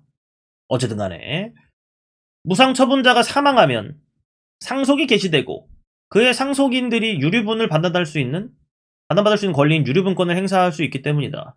뭐야? 이때 무상처분자는 피상속인이 되고 그의 권리와 의무는 상속인에게 이전된다. 유류분이라는 말을 아냐 모르냐가 이제 배경지식의 차이겠죠. 근데 모르면 망하는 걸까요? 아니요. 기다리면 되죠. 모르면 망한다라는 건 끝까지 지문을 읽었는데 죽어도 유류분을 설명 안 해주는 경우. 그럴 땐 배경지식의 부족을 저도 인정하고 모두가 인정해야겠죠. 근데 이거 설명해주던데요. 배경지식과 상관없을 듯? 뭐 도움 받겠지만 직접적인 원인은 아니다 이거죠. 이 내용도 처리해볼게요. 무상처분자 피상속인이 된다. 그 사람이 상속인에게 이렇게 넘겨주는 거네요. 그러면 이 상속인이 뭐를 유류분권을 가지기 때문에 권리 이름이라고 하는데 이게 아마도 의사무관 번복에 기여를 하게 되겠죠. 구조도를 그리자는 게 아니라 이 내용을 그대로 처리할 때 관계 파악이 좀 어렵다면 이렇게 허접하지만 써본다면 도움이 되잖아요. 이런 내용이었습니다. 어허. 유류분은 피상속인이 무상처분 행위가 없었다고 가정할 때 무상처분 행위 말이 너무 어려워 기부하지 않았다고 가정할 때 상속인들이 상속받을 수 있었던 이익 중 법으로 보장된 부분이다. 아, 유류분은 이미 법으로 보장이 됐구나. 즉 금액 전체는 아니겠지만 유류분이다 라고 하면 무조건 법으로 보장은 이미 된 거예요. 그 다음 만약 상속인이 피상속인의 자녀 한 명뿐이면 외동이면 상속받을 수 있었을 이익의 2분의 1만 보장된다. 상속받을 수 있었을 이익 이게 뭔데요? 유류분 기부 이런 것들은 고려할 필요가 없죠. 그게 없었을 때이니까. 우와 문제에서 엄청나게 활용할 조건이네요. 한 번 더 곱씹고 가주시고 상속인들이 상속받을 수 있었을 이익은 상속 개시 당시에 피상속인이 가졌던 재산의 가치에 이미 무상취득자에게 넘어간 재산의 가치를 더하여 산정한다. 이 말은요. 기부, 무시, 산정. 그 밑에 유류분은 상속인들이 기대했던 이익을 보호하기 위한 것이기 때문이다. 기대했던 이익은 뭔데요? 기부, 무시, 기부, 이전, 재산일 테니까요. 넘어가면 되겠죠? 피상속인이 상속 개시 당시에 가졌던 재산으로부터 상속받은 이익이 있는 상속인은 유류분에 해당하는 이익의 일부만 반환받을 수 있다. 상속 개시 당시에 가졌던 재산으로부터 상속받은 이익이 있다. 즉 이미 상속을 받았다면 당연히 일부만 반환을 받아야겠죠? 왜? 이미 유류분에 해당하는 이익을 어느 정도 가져갔을 테니까. 그 다음 유류분에 해당하는 이익에서 이미 상속받은 이익을 뺀 값인 유류분 부족액만 받을 수 있기 때문이다. 유류분 부족액이라는 말이 새로 나오긴 했지만 앞에서 이미 처리했을 사람은 뒤에 내용도 아마 어렵지 않게 볼 수 있을 거란 말이죠. 유류분 부족액의 가치는 금액으로 계산되지만 항상 돈으로 반환되는 것은 아니다. 돈이 아닌 경우 등장할 겁니다. 만약 무상 처분된 재산이 돈이 아니라 물건이나 주식처럼 돈 이외의 재산이라면 돈 이외의 재산 EX 물건 주식 처분된 재산 자체가 반환 대상 되는 것이 원칙이다. 재산 자체 물건 주식 돈이 아니고 처분이라고 했을 때 무조건 처분은 우리가 생각할 땐 돈으로 바꾸는 일이겠지만 그게 아니라 기부도 무상 처분이었잖아요. 다만 그 재산 자체를 반환하는 것이 불가능한 때에는 무상취득자는 돈으로 반환해야 한다. 무상취득자 누군데? 기부 받은 사람? 돈으로 반환해야 한다. 어떨 때? 자체를 반환하는 것이 불가능한 때. 얘도 아까 상속인이 외동일 때랑 비슷하게 하나의 또 조건이 나왔네요. 어떤 조건? 돈으로 바꿔서 반환 조건. 또한 재산 자체의 반환이 가능해도 유류분권자와 상속받는 사람, 무상취득자의 합의에 의해 돈으로 반환될 수도 있다. 합의, 조건, 후, 돈으로 바꿔서 반환 조건이네요. 이쯤에서 전 조건을 곱씹죠. 첫 번째, 외동일 때 유류분액 자체가 반이다. 그 다음 조건 하나, 재산 자체를 반환하는 것이 불가능할 때. 두 번째, 합의했을 때. 그땐 돈으로 바꿔줘도 된다. 그게 아니라면 물건 자체, 주식 자체를 줘야 된다. 무상 처분된 재산이 물건이라면 유류분 반환은 어떤 형태로 이루어질까? 물건은 주식이 아닌 것. 이 정도겠네요. 돈도 당연히 아니고. 무상 취득자가 반환해야 할 유류분 부족액이 무상 처분된 물건의 가치보다 적다면 유류분권자는 그 물건의 가치에 상당하는 금액에서 유류분 부족액이 차지하는 비율만큼 무상 취득자로부터 반환받을 수 있다. 뭐야 이거? 처리가 어려워. 손이 바로 나가면 돼요. 내용이 길잖아요. 유류분 부족액, 물건 가치. 이 상황은 뭘까요? 물건을 받을 수가 없어요. 돈으로 바꿔서 받을 수도 없죠. 왜? 물건이 너무너무 비싸니까. 개인적인 예시를 들어도 좋아요. 꼭 필수적인 건 아니었지만. 유류분 부족액이 10만원이에요. 근데 물건 가치가 1000만원짜리예요. 근데 말하는 거죠. 나 10만원 부족하니까 물건 내놔! 그럼 기부 받은 사람이 뭔 헛소리야. 이럴 수 있을 것 같네요. 그죠? 그 밑에 물건의 가치에 상당하는 금액에서 유류분 부족액이 차지하는 비율만큼 무상 취득자로부터 반환받을 수 있다. 물건 가치의 1%만 주장할 수 있네요. 근데 반환을 어떻게 받아? 물건 그 자체가 여기 있는데? 뒤에. 이로 인해 하나의 물건에 대한, 물건이 여러 개가 아니네. 그럼 뭐 어떻게 물건을 쪼개? 소유권이 여러 명에 나누어지는데 이때 각자의 몫을 지분이라고 한다. 1%의 지분만 주장 가능하다고? 지분이 있으면 뭐 할까? 나중에 뭐 그 물건 팔았을 때 돈 받거나 하겠죠. 무상 처분된 물건의 시가가 변동하면 유류분 부족액을 계산할 때는 언제의 시가를 기준으로 삼아야 할까? 변동? 언제? 어떤 시기가 있는지 모르죠? 유류분의 취지에 비추어 상속 개시의 당시 시가를 기준으로 해야 한다. 언제의 시가에 1번은 상속 개시가 있고요. 다만 물건의 시가 상승이 무상 취득자의 노력에서 비롯되었으면 이때는 무상 취득 당시의 시가를 기준으로 계산해야만 한다. 무상 취득. 무상 취득이 이전이고 그 다음 상속은 이때 이 사람은 생존했을 테니까 상속은 이후네요. 근데 여기까지 노력으로 인한 가치 상승을 이뤘대요. 그럼 난 받을 땐 쓰레기였는데 지금 내가 가치를 높여놨어? 근데 갑자기 이 사람들이 노력을 했든 뭘 했든 간에 지금 기준으로 해야 되는 거 아닙니까? 이러면 이제 어떤 비프가 생길 수 있으니까 이때를 기준으로 하자. 쓰레기일 때를 기준으로 하자. 내가 받은 건 쓰레기야! 이렇게 말하면 그만이니까. 다만 이게 조건이네요. 조건들 한 번 더 곱씹어주시고 넘어가면 되겠죠. 이렇게 정해진 유류분 부족액을 근거로 반환 대상인 지분을 계산할 때는 시가 상승의 원인이 무엇이든 상속 개시 당시의 시가를 기준으로 해야 된다. 지울게요. 실전에서 이렇게까지 오버해서 쓰진 않았을 테니까. 이렇게 정해진 유류분 부족액을 근거로 반환 대상인 지분을 계산할 때 지분을 계산할 때 조건입니다.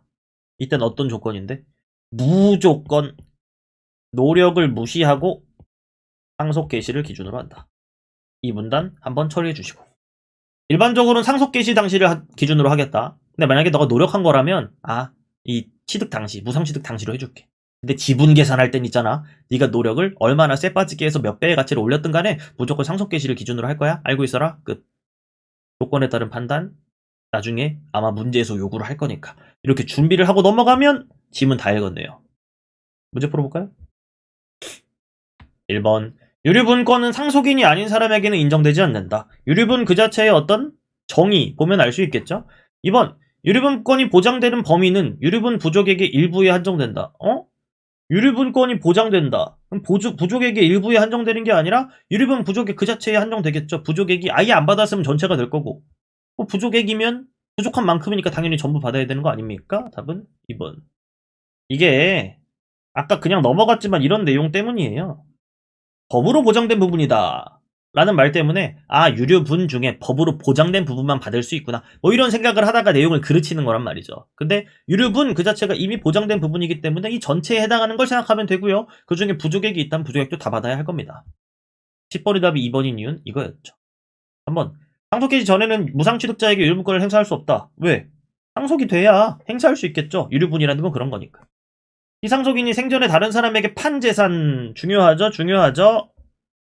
일반적 대상 처분. 이땐 의사에 반하는 번복은 일어나지 않죠. 5번. 유류분권의 대상 이 자체가 의사에 반하는 번복을 의미하는 거니까. 무상으로 취득한 재산에 대한 권리는 무상 취득자 자신의 의사에 반하여 제한될 수 있다. 당연히 제한될 수 있겠죠. 그게 바로 지금 이 글의 전체 내용이니까요. 서울의 답은 2번이었고요. 2번이 좀 아리까리했다면 나머지를 지운 다음에 2번을 고를 수 있지 않았을까 싶은 그런 문제였습니다. 11번. 윗글에 대한 이해로 적절한 것. 지금 적절한 건 무조건 먼저 답을 만들려면서요. 발문에 따라 달라요. 시도해봐도 되는데 시도가 실패하겠죠? 그럼 괜찮습니다. 읽으시면 돼요. 1번.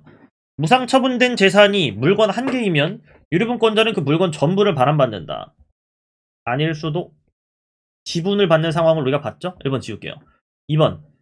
무상 처분된 물건이 반환되는 경우 유류분 부족이 클수록 무상 취득자의 지분이 더 커진다.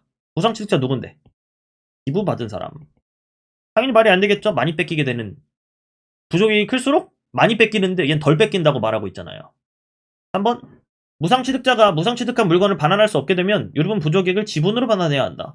지분이 아니라 돈으로 반환해야 되죠. 왜? 얘는 조건 중에 하나였고 반환할 수 없게 되는 그런 상황이라면 돈으로 바꿔서 줘야 된다. 4번. 유류분권자가 유류분 부족액을 물건 대신 돈으로 반환하라고 요구하더라도 무상 취득자는 무상 취득한 물건으로 반환할 수 있다. 반환하라고 요구를 했는데 들어줘야 되는 거 아니야? 합의가 되지 않았다면. 조건이 두 가지였죠. 반환할 수 없게 되면 돈으로, 즉 조건 1을 3번에서 소비했다면 조건 2에 대한 생각을 미리 해줬어야죠. 합의가 있어야 되는데 얜 요구라고 했네요. 합의는 요구와 승낙이 서로 만나야 되는 건데 얜 요구했지만 내가 승낙하지 않는다면 합의는 이루어지지 않을 수도 있겠죠. 답은 4번. 5번. 무상 처분된 물건의 일부가 반환되면 무상 취득자는 그 물건의 소유권을 가지고 유류분권자는 유류분 부족액만큼의 돈을 반환받게 된다. 일부가 반환됐는데 그 물건의 소유권을 이 사람이 왜 갖죠? 반환됐는데요? 사실관계에서 끝난 내용이겠죠? 넘어가도 되겠죠. 답은 4번이 확실했고요. 12번으로 갈게요. 윗글을 통해 알 수 있는 기억의 이유. 미리 하셔야죠. 기억.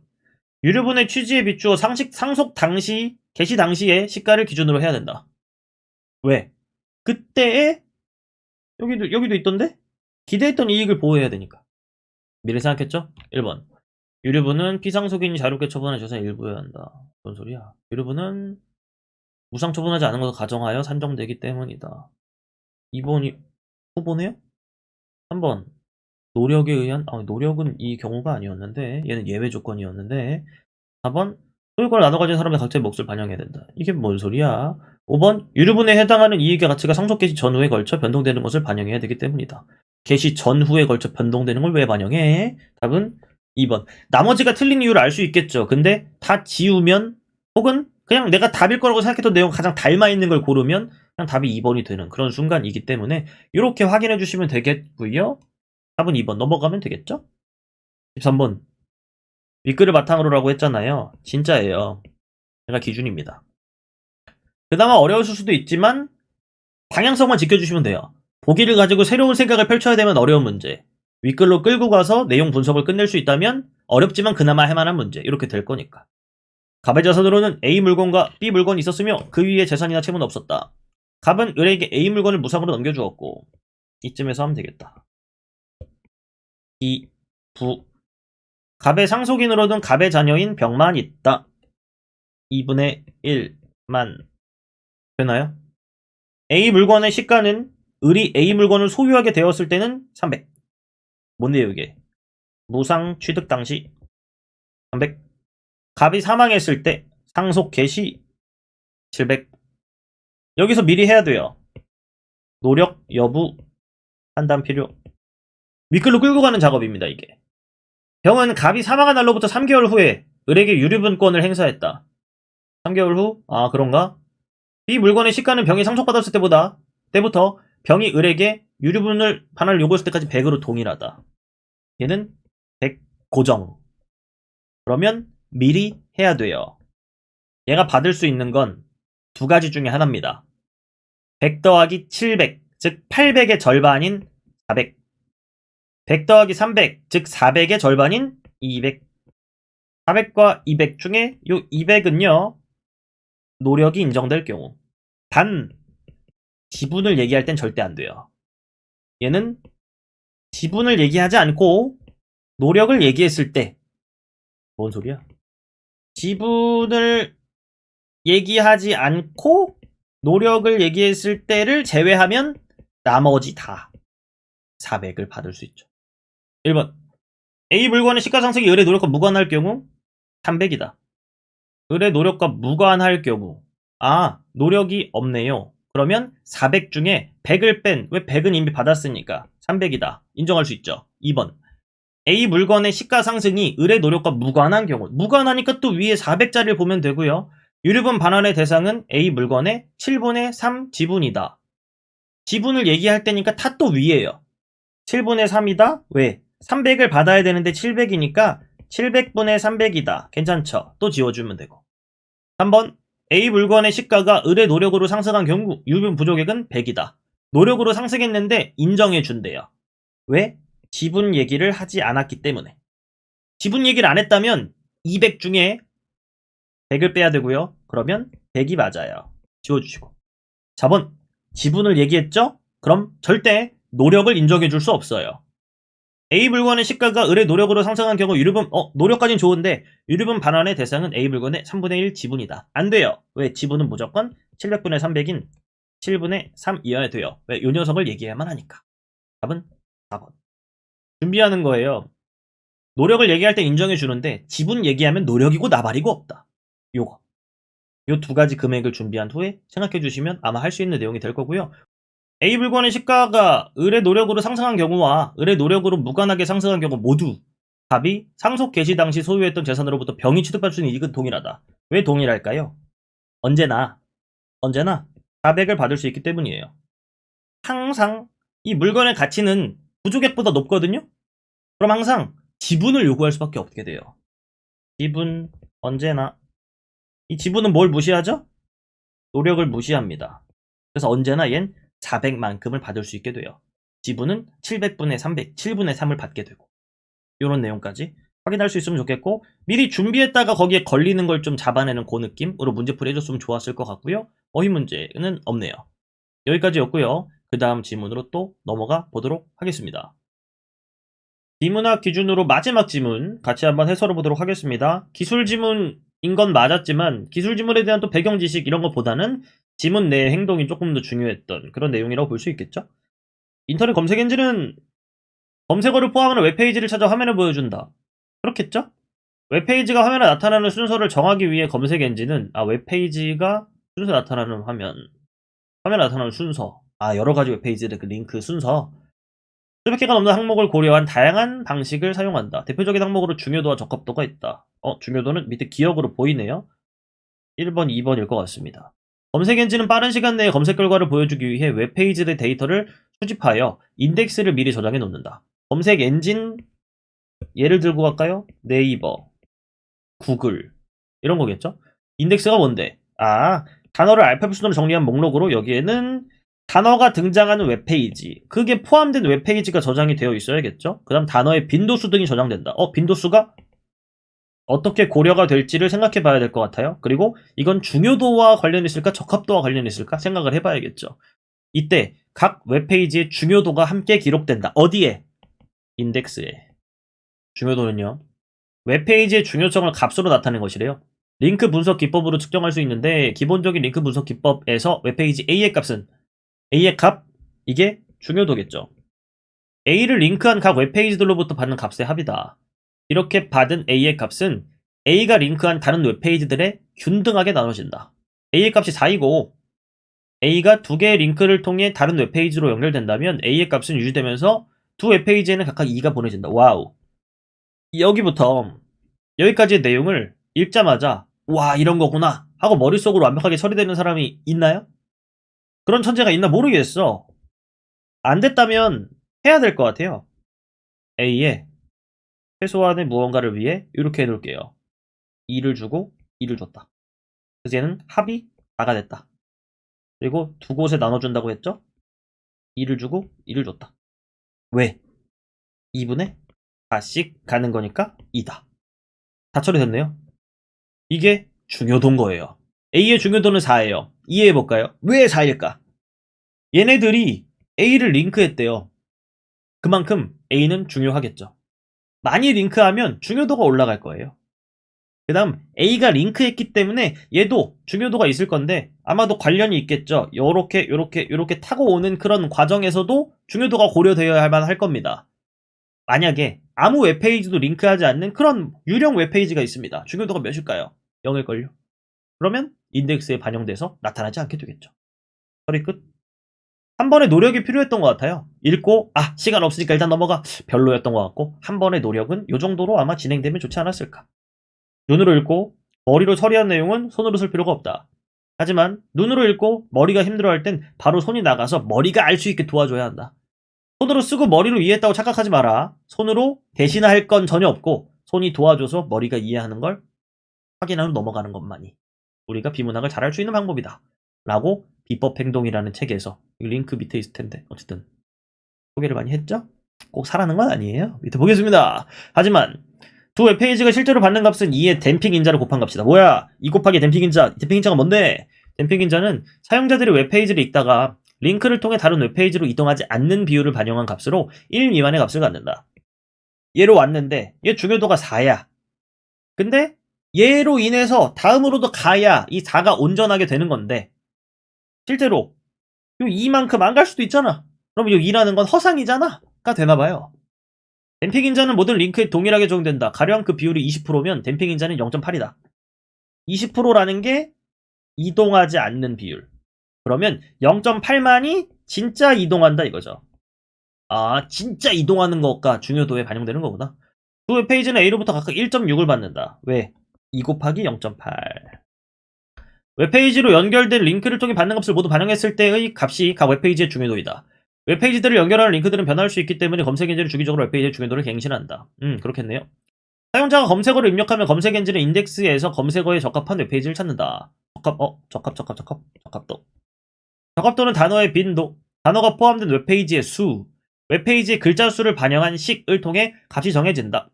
식 자체가 나오진 않았으니 뒤에 나올 수록 이걸 보면서 비례 반비례만 정리해주면 될 것 같아요. 검색어의 수가 많을수록 그 다음 그 검색어를 포함하는 다른 웹페이지 수가 적을수록 다른 웹 포함이 적을수록 현재 웹페이지의 글자 수가 전체 웹페이지의 평균 글자 수에 비해 적을수록 현재 웹 글자 수가 적어야 한다. 왜 적어야 할까? 해당 검색어가 포함되어 있어야 되는데 진짜 많은 네이버에서 그런 거 많이 보거든요. 치면 갑자기 말도 안 되게 그냥 블로그에 최면 치료 받는 사람 마냥 막 나열해 놓은 그런 것들 있잖아요. 그런 페이지들은 적합도가 떨어진다 이거죠. 글자 수가 너무 많으면 그 중에 한 번 딱 나오는 거라면 당연히 적합도가 떨어질 것이고. 적을수록 적합도가 높아진다. 오케이. 비례반비례 후엔 언제나 이해를 한 번 더 해볼 필요가 있다. 이런 거고요. 검색 엔진은 중요도와 적합도 기타 항목들을 적절한 비율로 합산하여 화면에 나열되는 웹페이지의 순서를 결정한다. 합산한다. 그러면 그냥 중요도가 높으면 적합도가 높으면 되는 거구나 해서 웹페이지의 순서는 일반적인 상식 그대로 보면 될 것 같아요. 얘를 순위라고 생각하면 되겠네요. 합산 순위. 여러분, 인덱스는 사용자가 검색어를 입력, 기억의 잔상에 의존하지 마시고 인덱스 관련한 내용은 정확히 그 문단밖에 없었어요. 가보세요. 미리 이런 걸 내네. 지우고. 2번 사용자가 링크를 따라 다른 웹페이지로 이동하는 비율이 높을수록 댐핑 인자가 커진다. 비율이 높으면 이동하는 비율이니까 댐핑 인자는 뭐까지 될까요? 댐핑 당연히 커지겠죠. 왜? 0.2가 되면 얘는 0.8이 되고 얘는 0.3이 되면 0.7이 되긴 했는데 이 녀석들은 이동하지 않는 비율이었으니까 답은 2번. 바로 확인할 수 있으면 너무 좋고요. 3번. 링크 분석 기법은 웹페이지 사이에 링크를 분석하여 웹페이지의 적합도, 중요도는 다른 웹페이지에서 받는 값과 다른 웹페이지에 나눠주는 값의 합이다. 받은 값만 합을 하면 된다. 그 다음 사용자가 검색어를 입력하면 검색 엔진은 검색한 결과를 인덱스에 정렬된 순서대로 화면에 나타낸다. 검색한 결과를 인덱스에 정렬된 순서대로. 인덱스에는 뭐가 있었죠? 인덱스에서 적합한 웹페이지를 찾는다. 인덱스에는 중요도까지가 반영되긴 했어요. 근데 플러스 여기 순서대로가 아니라 적합도를 고려해야 된다 라는 내용이었으니까 인덱스와 중요도의 관계, 그리고 적합도는 추후에 한 번 더 반영되는 거라는 점, 이걸 반드시 알았어야 문제를 풀만 했겠네요. 5번까지 지워진다면 14번의 답은 2번이었습니다. 넘어가겠습니다. 15번 기억과 니은을 고려한다. 볼 거 없죠? 중요도, 적합도. 중요도는 나름의 링크 분석 기법의 식이 있었고요. 그럼 적합도는 비례 반비례가 있었습니다. 맘대로 그 비례반비례를 생각하거나 식을 생각하지 말고 찾아서 그 내용만 가지고 해야 정확한 판단이 되겠죠? 화제가 되고 있는 검색어들을 웹페이지에 최대한 많이 나열하여 기억을 높인다. 검색어들의 수가 늘어나는 건 기억이 아니라 니은인데 지우세요. 2번, 사람들이 많이 접속하는 유명 웹사이트로 연결하는 링크를 웹페이지에 많이 포함시켜 기억을 높인다. 아이고, 그래봤자 나눠주는 그런 것들만 많아질 뿐이지 내 중요도, 그 숫자가 높아지지 않는데 지워주시고. 3번, 알파벳 순으로 앞순서에 있는 단어들을 웹페이지 첫 부분에 많이 포함시켜. 앞순서, 첫 부분 이런 게 있었나요? 비례반비례 가서 확인해 보신다면? 아이고, 죄송합니다. 비례반비례 가서 확인해 보신다면 없었어요. 지워주시고. 4번, 다른 많은 웹페이지들이 링크하도록 웹페이지에서 여러 주제를 다루고 전체 글자 수를 많게 하여 니은을 높인다. 아이고, 전체 글자 수가 많아지면 결국 니은이 낮아지게 되는데. 5번, 다른 웹페이지에서 흔히 다루지 않는 주제를 간략하게 설명한다. 비례반비례를 끌고 가세요. 주제와 관련된 단어를 자주 사용하여 니은을 높인다. 답은 5번. 확실하게 확인할 수 있겠네요. 이렇게 보시면 되겠습니다. 16번 문제 해설 한번 진행해 보도록 하겠습니다. 그냥 계산을 잘못하면 그냥 틀려요. 근데 윗글 여기 나와 있듯이 얘가 기준이 돼요. 계산을 되게 조심해서 해주셔야 됩니다. 들어가 볼게요. 16, 0.5니까 16을 주고 싶어. 근데 못 줘요. 그래서 8을 줍니다. 16을 주고 싶어. 못 줘요. 그래서 8을 줍니다. 근데 그 8을 양쪽으로 나눠줘야 되네요? 네. 4를 주고 싶고 4를 주고 싶어요. 하지만 4가 가지 않죠. 2만 가게 됩니다. 플러스 2 하면 10이 되겠네요. 그럼 얘는 4 주고 싶은데 못 줘서 얘도 2가 됩니다. 다 했네요. 1번, A의 중요도는 16이다. 아이고, 10인데. A가 B와 D로부터 받는 값은 같다. 8 더하기 2니까 전혀 다르네요. 3번, B에서 A로의 링크가 끊어지면 B와 C의 중요도는 같다. B는 이미 8입니다. 그리고 C는 몇이 될까요? 4가 되겠네요. 왜 8이 갈 거지만 4가 남을 거니까. 끊어지면 A에 주지 않아요. 얘 그대로 줄 건데 4만 가게 됩니다. 그 다음 4번. 2에서 A로의 링크가 추가되면 B의 중요도는 6이다. 16을 둘로 나눠줄 거예요. 8을 줄 건데 여기엔 4가 가게 되겠고요. 8 이렇게 줄 건데 4가 가게 되겠고 B도 4가 되겠네요. 6이 아니라 4가 될 겁니다. 그 다음 5번. 2에서 C로의 링크가 추가되면 C의 중요도는 5이다. 추가되면 I에 많은 게 바뀌어요. 2가 양쪽에 줘야 되기 때문에 여기도 일단 4가 가게 되죠. 8이 가고 싶은데 왜 2로 나눈 게 8이니까. 근데 4밖에 안 가요. 왜 한 번 더 반으로 나뉘어지니까. 16이 C한테도 뭘 주게 될까요? 4를 주게 되겠죠. 그럼 4가 C한테 한 번 더 줄 건데 양쪽으로 나눠줄 겁니다. 2. 근데 1밖에 안 오겠네요. 결과적으로 몇이 됐다? 5가 됐다. 답은 5번. 이렇게 되는 문제가 되겠습니다.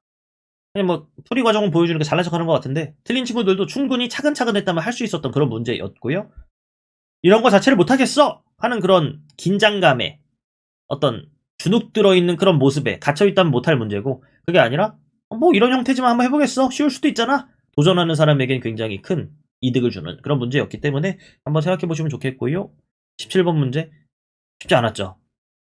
쉽지 않았던 이유는 싹 다 뭐 동사, 형용사 이런 것도 구별이 안 돼요.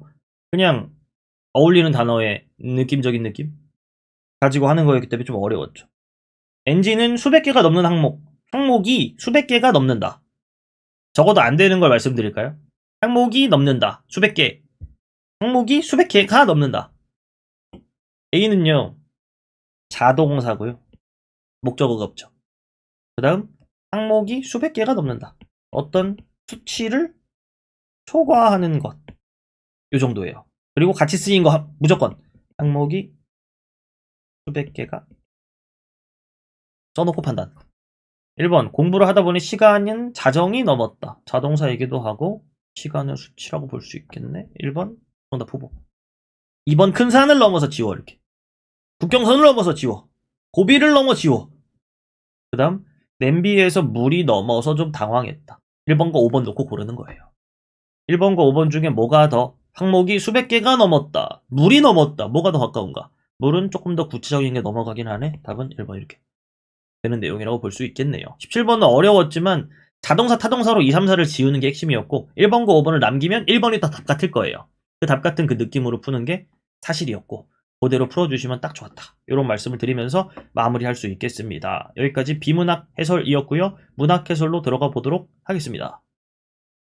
문학 해설 첫 번째 고전 소설부터 있으니까 그렇게 바로 보도록 하겠습니다. 보기로 바로 가시면 돼요. 바로 가서 보기는 그냥 참고하라고 되어 있는 경우도 있지만 여기도 그렇게 되어 있죠? 참고만 하면 망합니다. 분석해서 내 걸로 만드셔야 돼요. 정수정은 국가적 위기를 해결하는 영웅이자 수능 완성에 나온 연기작품이긴 한데 어쨌든 간에 부친의 원수를 갚는 효녀이고 부녀자로서의 덕목을 지켜야 하는 장씨 갚는 여성이다. 그렇구나. 정수정은 주어진 상황과 조건에 따라 세 역할 사이 중요한 거네요. 여기서 갈등한다. 결과적으로 모든 역할에 충실하며 이 뒤에 내용들은 그냥 줄거리의 방향을 얘기해 주는 거예요. 우리가 찾을 건 뭔가요? 세 역할 사이에서의 갈등. 요걸 찾아야만 합니다. 앞에 내용들은 대략적인 줄거리를 알려줬다. 일반적인 고전소설의 모습이라는 걸 알려주는 거겠죠? 그리고 맨 마지막에 그런 모습들이 어떻게 해결되는지까지 다 말해줬어요. 우리가 찾을 건 갈등 언제 하냐 이것만 찾으면 되겠죠. 이때 예부상서 질량을 황제 가장 총애하시니 질량이 의기양양하고 교만 방자한지라 악역인가 본데요. 정상서 뭐하는 사람일까요? 일찍 질량이 두 가지겠죠. 정수정 그 자체일 수도 있죠. 뭐 잘 모르는 사람들은. 혹은 아까 봤던 내용대로라면 부친의 원수를 갚는 효녀이다. 정수정 아버지일 확률이 높겠네요. vs 질량. 고전소설은요 인물 체크 안 해놓으면 돌아오지도 못해요. 그래서 그걸 해놓는 것 뿐이고 쭉쭉 지나가시면 돼요. 일찍이 질량이 소인인 줄 알고 황제께 가나되 황제 종지 그렇지 않다 하심에 질량이 이 일을 알고 정상서를 헤아려 하더라. 차시 황제의 탄생일이 되었는지라 마침 정상서 병이 있어 상소하고 참석지 못했다. 황제 만조 백광더러 묻기를 정상서 많이 아프니? 그랬더니 질량이 나아가 뭐 할까요? 모함하겠죠. 간악한 사람이라 병세를 신이 자세히 압니다. 요사이 황제께 조회하는 것이 다르옵고 신이 상서의 집에 가오니 상서의 말이 수상하더니 오늘 조회에 불참하오니 반드시 무슨 생각이 있는 줄 아나이다. 작가가 작자 미상으로 돼 있지만 너무 성의가 없네요. 후면에는 말들이 좀 구체적이어야지. 대충 좀 이상하던데요? 이 말이 다잖아요. 황제 대경하여 처벌하려 하시거늘 중관이 아래길. 정상서의 죄 명백함이 없으니 어찌 벌로 다스리오리까? 이것만 읽으면 그냥 나쁜 사람인지 착한 사람인지 몰라요. 근데 이거 황제 듣지 않고 정상서 편 황제가 듣지 않으니까 착한 사람이 되는 거예요. 귀양을 정하시니 중간이 명을 듣고 정상서의 집에 나아가 뭐까지 했다 이 사람. 전달자까지 하네요. 황명을 전하니 상서 크게 울며 아이고 망했다 하고 칼을 빼어들어 서한을 치며 말하기를. 서한이 뭔데? 책상이에요 책상. 몰랐다면 상관없죠. 소인을 없애지 못하고 누군데? 질량. 도리어 해를 입으니 누구를 원망하리요? 원망 X. 둘 중에 하나 하는 거예요. 이거 고전 시가에 많이 나오는 건데 자책을 하거나 운명 탓이라고 말하거나 하며 부인 눈물을 흘리니 부인 애원통도 하고 친척 노복이 다 서러워하더라. 사관이 재촉왈 황명이 급하오니 수의 행장 차리소서. 정상서가 일변 행장을 주며 부인더러 이르기를 나는 갈 테니까 잘 살아요.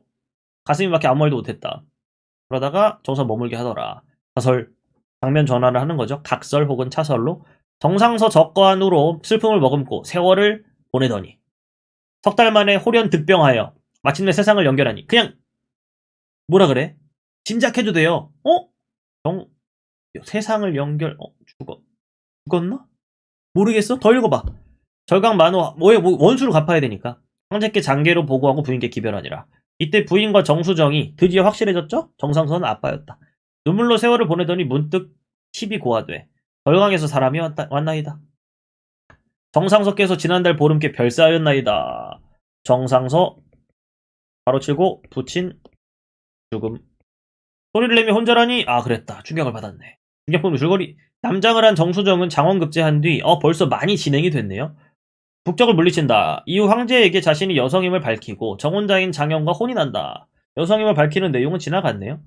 호황이 침공하자 정수정은 대원수, 장현은 중군장으로 출전한다. 조심해야 될 건 대원수 나오면 정수정으로 바꿔치기 해야 되고요. 중군장 나오면 장현이라는 사람을 바꿔치기 해야 되는데 얘는 정혼자, 혼인 대상 남편 여러 번 곱씹고 가면 도움이 될 겁니다. 대원수 정수정 호황이 승리하여 황성으로 향할새 강서지경에 이르러 한복더러 묻기를 진량의 귀양지가 뭐야? 복수하려고 하나 본데요. 바로 알았어야 돼. 수십 리는 됩니다. 대원수 분부하되 철기를 거느려 결박하려 오라 하니 한복 등이 듣고 나는 듯이 바로 내실로 들어갈새 진량이 대경하여 연고를 묻거늘 한복이 칼을 들어 시종을 베고 군사를 호령하여 진량을 결박하여 본진으로 돌아와 대원수께 고하되 대원수가 누군데? 정수정. 대원수 위에 진량을 잡아들어 장하에 꿀리고 녹이 대발하여 모르는 말 넘어가세요. 붙인 모야둔 죄상을 문초하니 진량이 다만 살라달라 빌거늘 대원수 무사를 호령하여 빨리 배라 하니 이윽고 진량의 머리를 들이거늘 뭐야? 진량 죽음 복수 성공. 고전소설은요 짧은 얘기를 되게 길게 한단 말이죠. 그러면 긴 얘기를 짧게 요약하세요. 괜찮으니까. 뭘 기반으로? 보기를 기반으로. 황제께 첩서를 올려 승전을 알리고 중군장 장현을 기주로 보내고 대군을 지휘하여 경사로 향하여 여러 달 만에 걸하에 이르니 황제 백관을 거느려 대원수를 맞아 치하하시고 갈등 언제 해? 좌강로 평북후를 봉하시니 대원수 사은하고 청주로 가니라. 사설 장현이 기주에 이르러 모친 태부인 뵙고 태부인 누군데? 장현 엄마 시어머니 전후 사연을 고하되 태부인이 듣고 통분할 왜 화를 내는지 몰라요. 너를 길러 벼슬이 공유에 이르니 기쁨이 측량없던 차에 전쟁터에서 부인에게 욕을 보고 이런 일이 있었구나. 장현의 다른 부인들인 원부인과 공주가 아래기를 일반적으로 어떻게 하죠 보통? 모함을 하죠. 정수정 벼슬이 높으니 능히 제어치 못할 것이요. 저 사람 또한 대의를 알아. 저 사람이 누구죠? 장현이겠죠? 화목할 것이니 이제는 노하지 마소서. 뭐야? 벼슬이 높아서 그랬겠죠. 저 사람이 대의를 알아 삼가 화목할 거니까 화내지 마세요. 괜찮을 겁니다. 뭐야? 우어우어 해주네요? 태부인이 그렇게 여겨. 진정했네요. 다른 부인인 원부인과 공주. 정수정 편이네요, 결과적으로. 시녀를 정하여 서차를 주어 청주로 보내니라. 이때 정수정은 전장에서 장현 징계한 일로 심사 답답하더니 이게 갈등이네요. 징계는 했어야 됐나봐요. 근데 어떤 역할? 이게 부녀자로서의 덕목을 지키는 장씨 가문의 여성이래요. 영웅과 여성 사이에서 갈등이네요. 부친의 원수를 갚는 효녀는 갈등하지 않아요. 그건 필요 없어. 갚았어 그냥. 바로 가서 갚아버리잖아요. 불러들여 서찰을 본즉 태부인의 서찰이라 기뻐 즉시 회답하여 보내고 뭐야 바로 그냥 기뻐하네요. 본즉 봤더니 태부인의 서찰이고 내용도 좋았겠죠. 이 길에 행장사려 갈새 홍군 취삼으로 본관 저기에 모르는 말 넘겨 명을 펼차고 수십 시녀를 거느려 성 밖에 나오니 한복이 정수정을 호위하여 얘 누군데? 그 가서 진량한테 막 뭐라 하는 사람. 얘하고 두 부인으로 더불어 예필 좌정함에 태부인이 지난 일에도 조금도 거리낌이 없으니 뒤끝이 없는 사람이구나. 근데 이건 알았어요. 왜? 결말을 알았잖아. 결말 갈등 없다 이렇게 알았기 때문에 이 내용 확인하시고 넘어가면 되겠습니다. 18번 내용일치 문제입니다. 황제는 자신이 총애하는 사람의 말을 듣고 진량 써주시고요. 돌아가서 확인하세요. 처벌하기로 결심한다. 귀양 보내기로 결심한다. 2번 중간은 정상서를 처벌하기에는 그자가 분명하지 않은 황제에게 주장한다. 아까 중간에 말했던 사람 기억 안 나면 돌아가서 확인하시고 3번 정상서는 자신이 소인의 참언 때문에 뜻하지 않게 귀양을 가게 되었다고 생각한다. 때문에 확인해야 돼요. 참언을 입어 귀양을 가니 어찌 애달프지 않으리요. 생각했네요. 소인을 없애지 못하고 도리어 해를 입으니 누구를 원망하리요. 원망은 안 하네요. 참언을 입었어. 그리고 귀양을 간대요. 분명한 태도는 원망하지 않겠다. 누구를 원망할 순 없다. 근데 누구 때문이에요? 소인의 참언을 입어가는 거고 뜻하지 않게는 어딨어? 일찍 구군을 갚을까 했는데 뜻하지 않게 귀양을 간다. 라는 팩트는 나와있기 때문에 원망하진 않겠으나 누구 탓인 건 확실하다. 누구 때문인 건 확실하다. 소인의 참언 때문에 가는 건 인지하고 있다. 반복. 대원수의 명령에 따라 진량의 귀양제로 가서 그의 죄를 묻고 처벌을 내린다. 한복이 간 부분 확인할 수 있죠. 한복 등이 듣고 나는 듯이가 내실에 들어갈 때 진량이 대경하여 연고를 물었다. 그랬더니 시종을 베고 군사를 호령하여 진량을 결박하여 본진으로 돌아 대원수께 고하되 대원수가 직접 했다. 그리고 누가? 무사가 호령해서 얘가 뱄다. 다시 돌아가 볼게요. 죄를 묻고 죄상을 묻는 건 누가 했죠? 대원수가. 처벌을 내리는 거 대원수가 내렸고 목을 벤 사람이 있다면 그건 무사였다. 답은 4번 이렇게 되겠네요. 하나하나 확인해야 돼요. 이 내용도 완전 사실 때문에 이렇게 된 거지 실제로는 이 사람이 어떻게 생각한다. 누구를 원망하고 있지는 않아요. 전체적인 내용으로 볼 땐. 근데 그것 때문이라고는 인지하고 있죠. 그러니까 돌아가서 지우는 거예요. 4번도 와서 확인한 다음에 지워야 되고. 대충 한복이 간 내용은 있는데 뒤에 확인할 것들은 많이 있었던 거죠. 5번 이제 4번이 답인 걸 아니까 대충 봐도 돼요. 원부인과 공주는 정수정 편이었다. 결과적으로. 19번 기억에서 미음에 대한 이해를 적절하지 않은 것 이랬네요. 기억에서는 맞아 안 와가지고 그랬지. 확인하시고 니은에서는 정상선은 비보가 전해지고 짐작하게 한다. 니은 뭔데? 이 말을 했을 때 짐작한 건가? 위에서 이미 다 했는데? 뭐야? 답은? 2번. 이렇게 하는 거예요. 나머지 확인하시면 되겠죠? 충격을 잃고 정신을 잃게 된다? 혼절이란 말이 나와요. 그다음 4번. 호답받게 된다. 나올 거고요. 미음. 걱정을 덜며. 걱정에 떨며 아닙니다. 걱정을 덜며. 니까 가능하죠. 기뻐했으니까. A랑 B. A는요. 미리 알아야 돼요. 적절한 거 문제니까. A는 뭐라 써있나요? 장계. 장계엔 뭐가 담겨 있었죠? 정상서의 죽음. B. 첩서. 승리 내용. 정수정의 승리 내용이 담겨 있겠죠. 1번 아이고 내용이 틀렸네. 2번도 아이고 뭐야 이거. 3번 답은 3번. 단순한 그냥 먼저 생각한 것만으로 다 지워지고 3번이 답인 그런 문제가 될 거예요. 21번 기준이 중요합니다 여러분. 보기 문제는 보기가 중요해. 맞거든요. 근데 보기를 읽고 지문을 읽은 후에 그 지식을 바탕으로 보기를 다시 봐야 돼요. 그럼 이 보기가 지문 내용과 합쳐진 이 보기가 기준이 될 겁니다. 1번 그치 복수하는 거였지. 2번 정수정 부친의 원수를 가며 효녀로서 수임을 다했다? 그럴 수 있지. 3번 해부인의 모습 아내 역할보다 대원수의 역할을 중시한 것. 역할 때문에 못마땅해 하셨지. 그것도 갈등의 일종으로 볼 수 있겠네. 4번 갈등의 내용이었습니다. 정수정은 군대를 통솔했던 국가적 영웅으로 돌아가고 싶어함. 돌아간다는 건 지금 이미 뭐였다? 부녀자가 됐다. 그건 뭐가 절대 아니죠? 영웅과 부녀자 사이에서 갈등이 아닌 거예요. 답은 4번. 보기에서 말한 그 내용 바탕으로 지문 읽었더니 갈등 부분은 맞았어요. 근데 갈등의 내용도 확인했죠. 두 역할 사이에서 갈등한다고. 근데 두 역할로 갈등을 하는데 여기서는 그냥 역할이 바뀌었다고 말해요. 답은 4번이겠죠. 요런 문제풀이가 소설에서 있었어야 했다. 라는 말씀을 드리면서 고전소설 관련한 해설을 마치고요. 그 다음 작품으로 넘어가 보겠습니다. 자, 현대시입니다. 현대시는 의도한 건지 뭔지 모르겠지만 두 부류의 학생들을 좀 저격하던데요.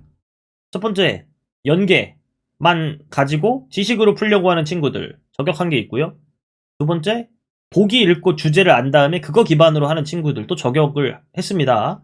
그럼 세 번째, 이건 언제나 저격되는 내용이지만 자신의 해석을 먼저 어떤 지문에서 만든 후에 그 해석과 선택지를 비교하는 친구들. 그런 친구들이 많이 좀 틀릴 수 있었던 그런 시가 가인 것 같네요. 가에 대해서 읽고 이야기가 돼야 될 겁니다. 가, 화자 중심의 시인가요? 대상 중심의 시인가요? 언제나 이거 가지고 읽어야 되는데 화자 중심의 시. 그럼 상황 체크하고 태도 체크하면 그만인데요. 아득히 첩첩한 산길 왔더니라. 인적 끊기고 새도 짐승도 있지 않은 아직 긍정인지 부정인지 몰라요? 한낱 그 화한한이 뭔지 모르겠죠? 골길을 다만 아득히 나는 먼 생각에 잠겨 왔더니라. 긍정인지 부정인지 모르겠는데요? 백화 앙상한 사이를 바람에 백화같이 불리우며 물소리에 흰돌 되어 씻기우며 나는 총총히 외로움도 잊고 왔더니라. 외로움도 잊었다. 외롭다는 거예요? 안 외로웠다는 거예요? 안 외롭다는 거예요. 살다가 오래여 사던 장목들 흰팔 벌리고 서있고 풍설에 깎여 날고 뭐야 섰더니라. 자연이 그랬다는 거네? 좋아. 쉬지 않고 부는 물소리, 아는 바람소리. 나 낙과같이 지더라. 어젯밤 잠자던 동해안 어촌 그 검푸른 밤하늘에 나는 장엄이 뿌려진 허다한 바다의 별들을 보았느니. 별을 보았다. 어쩌라고. 이제 나의 오늘 밤 이 산장에도 얼어붙는 바람 속 우러르는 나의 하늘의 별들은 쓸리며 다시 꽃과 같이 난만하여라. 긍정, 긍정. 뭐를 좋아한다? 자연, 긍정. 진짜 만약에 외로움이나 이런 걸로 상황을 부정으로 봤다고 할지라도 그걸 다 잊고 지금 긍정하고 있다 정도는 뽑아냈어야 돼요. 자신만의 해석으로 무언가를 하는 친구들은 봐봐요. 외로움에 집착하고요. 또 그 밑에 낙엽에 집착합니다. 낙엽은 떨어지는 거니까 쓸쓸한 거 그 느낌 아니야? 또 하나? 얼어붙는 바람 집착합니다. 쓸린다에 집착하겠죠? 전체적으로 구체적인 해석을 뽑아내는 게 아니라 틀리지 않는 주제만 읽어내라. 그러면 이런 것들에 집착하는 일은 없지 않았을까요? 긍정적인 상황에 긍정적인 인식을 보이고 있는 자연 보는 시입니다. 끝. 문제 풀러 갈게요. 22번에 1번. 뭐야? 가와 나는 무조건 맞겠죠. 왜? 비유니까. 근데 대상의 속성을 드러내고 있다라고 했으니까 좀 더 정확하게 말하면 지규를 찾으시면 좋아요. 같이 됐고요. 길은 고분고분해서 지는 않는다. 찾아야 돼요. 길은 고분고분해서 아이고 뭐 의인법이 있네요. 의인까지 찾자고 합시다. 그 다음 여우같이 끝났습니다. 지규법은요 그 자체가 속성이에요. 예를 들어 꽃과 같이 난만하여라. 난만하다의 뜻을 잘 모를 수도 있겠지만 어쨌든 꽃은 난만한 겁니다. 난만한 건 꽃이 막 많은 뭐 그런 걸 의미하는 건데 어쨌든 간에 꽃은 난만한 겁니다. 가을밤같이 차게 울었다 뭐 이런 구절 있잖아요. 가을밤은 차가운 겁니다. 속성문 자체가. 지규는 원래 그렇게 읽어내는 거니까. 비유가 있다. 뭐야? 대상의 속성은 결과적으로 드러나게 되겠죠? 답은 1번. 나머지를 볼 게 없었던 거예요. 가의 주제를 읽어내는 작업을 하긴 했지만 결국 눈으로 형태를 찾아가지고 답하는 그런 꽤나 1번으로 확신 가지기 어려웠다는 얘기를 한다면 좀 개념 공부가 좀 덜 돼 있다고 볼 수 있을 것 같아요. 1번은 되게 많은 것들을 포괄할 수 있고 되게 답일 가능성이 굉장히 높은 그런 선택지였기 때문에 바로 읽고 확인해 주셨어야 됐던 내용인 것 같네요. 23번. 가와 나를 감상하라고 했는데 보기 먼저 본 친구들이 이제 힘들어한다는 게 이런 거잖아요. 아무 내용이 없어요. 그냥 자연이 곧 시적화자의 내면과 관련이 있는 무언가일 것이다. 이런 내용만 있지 주제가 뭐고 뭐 시대적 무언가가 어땠고 작가의 상황은 어땠고 이런 게 없잖아요. 1번. 가는 화한한 골길과 백화 앙상한 사이를 통해 화자가 여정 속에 만난 자연의 모습들. 틀릴 게 없네요. 2번. 내면에 투영된 주관적 인상. 뭐야? 가의 내용이니까 틀릴 게 없잖아요. 5번. 꽃과 같이 난만하여라 해서 긍정적인 태도를 엿볼 수 있군. 긍정적인 태도. 미리 읽었다면 얘도 가도 지울 수 있거든요. 근데 아까 엄청 부정적인 것들 같은 말들에 집착한 사람들, 거기서 해석을 만든 사람들이라면 아마 5번을 고를 수도 있겠네요. 난만하다의 뜻도 모른다면. 뭐 그럴 수 있을 텐데 일단은 긍정만 읽어냈다고 가정할 수 있다면 5번도 지울 수 있는데 모르겠다면 나에 대해서 판단하고 문제를 풀어야겠죠. 넘어가세요. 가의 9월은 고뇌가 심화된다. 아이고. 3번. 가의 어젯밤은 화자가. 가의 복덩이가 돌아다닐 것도 같은 밤은 고독감을 느낀다. 화자가 고독감을 느낀다. 외로움 잊었다고 했거든요. 4번. 오늘 밤은 화자가 고향에 대한 기억을 되살리는. 고향? 고향에 대한 기억. 근거가 없지 않나요? 5번. 어쨌든 적절하다고 볼 수는 없을 것 같아요. 4번에 대해서 판단은 바로 추가적으로 해야겠지만. 5번. 가의 인기척 끊긴 한낮은 화자가 생각에 잠길 만한. 화자는 계속 생각하고 있고 주관적 인상을 말하고 있죠. 인기척 끊긴? 오케이. 가 인정. 나는 아직 셀 때가 먼 이 밤은 글쓴이가 이야기를 계속할 만한 시간. 전 이거를 후보로 두고 확인할 겁니다. 이따가.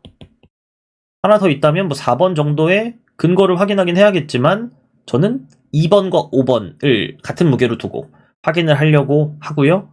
주제가 뭔지에 따라 2번은 순위에서 밀릴 수도 있겠네요. 가로 할 일을 더 해볼게요. 25번. 아득히 왔더니라 먼 생각에 잠길 수 있지. 그리고 화자의 정서 드러낼 수 있지. 유구함 속인 분위기 표상한다. 그럴 수 있지. 그다음 5번. 훌훌훌 쏴 호르르르 생동감 있게 조금이라도 움직이는 걸 표현한 거라면 그럴 수 있지. 장소의 이동에 따라 화자의 태도 변화 본 적 없지. 대략적 주제와 반대야. 답은 5번. 이렇게. 그럴 수 있지만 하세요. 작품으로 돌아가지 말고. 그러다가 아예 안 되지 이거 잡아내서 답으로 찍는 거잖아요. 대략적 주제와 반대.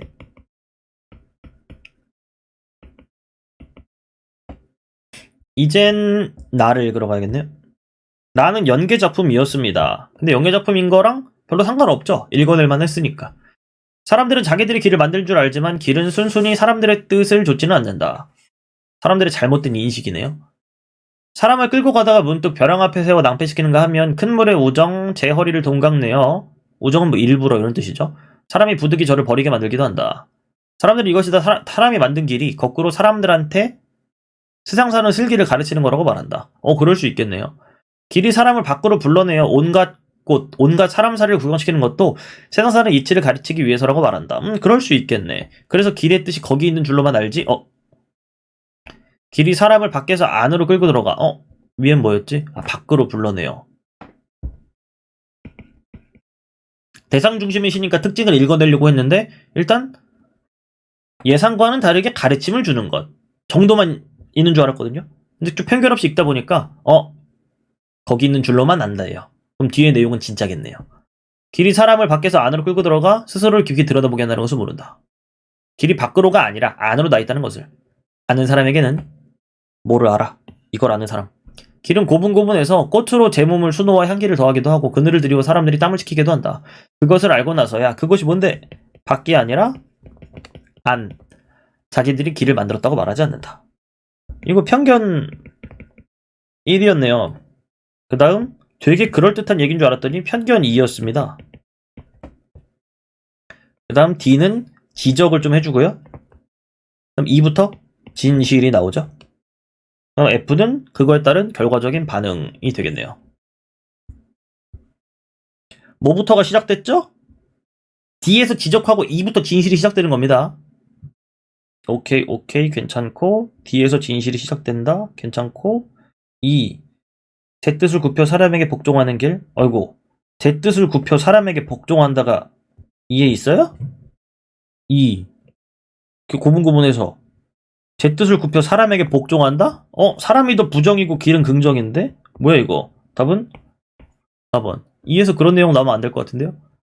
O에서 F에서 깨달음을 얻었다? 이후에 반응이니까 가능할 것 같고요. 대비된다고 볼 수 있겠네요. 26번에 4번이었죠. 이렇게 볼 수 있는 문제면 좋겠습니다. 얘는 내용 일치 가지고 풀 수 있는 문제였고요. 대략적 주제와도 반대였네요.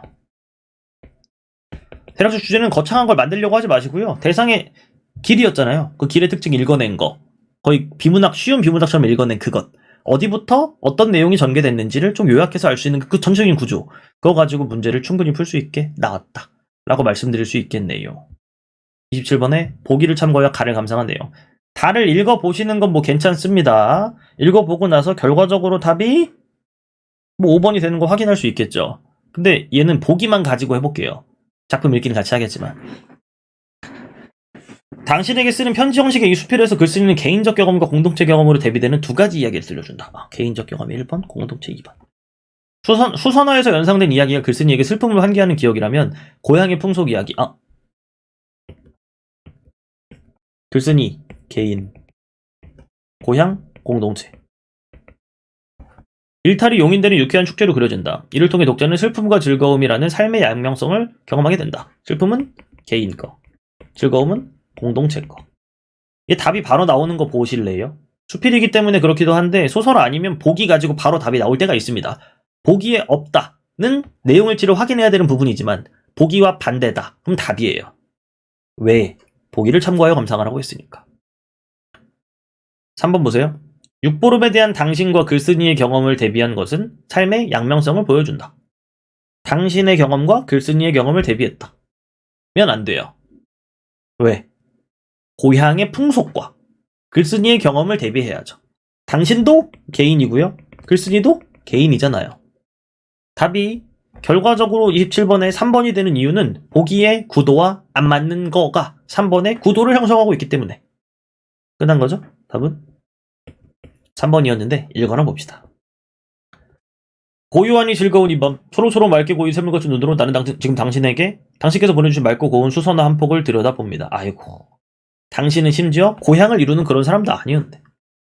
그윽한 향기와 새파란 꿈이 안개같이 오르고 슬픔이 영에서 떠오릅니다. 왜? 수선화를 통해 슬픔을 느낀다고 했으니까. 긴긴 밤을 당신께 이 노란 슬픔의 이야기를 해서 보내도 좋겠습니까?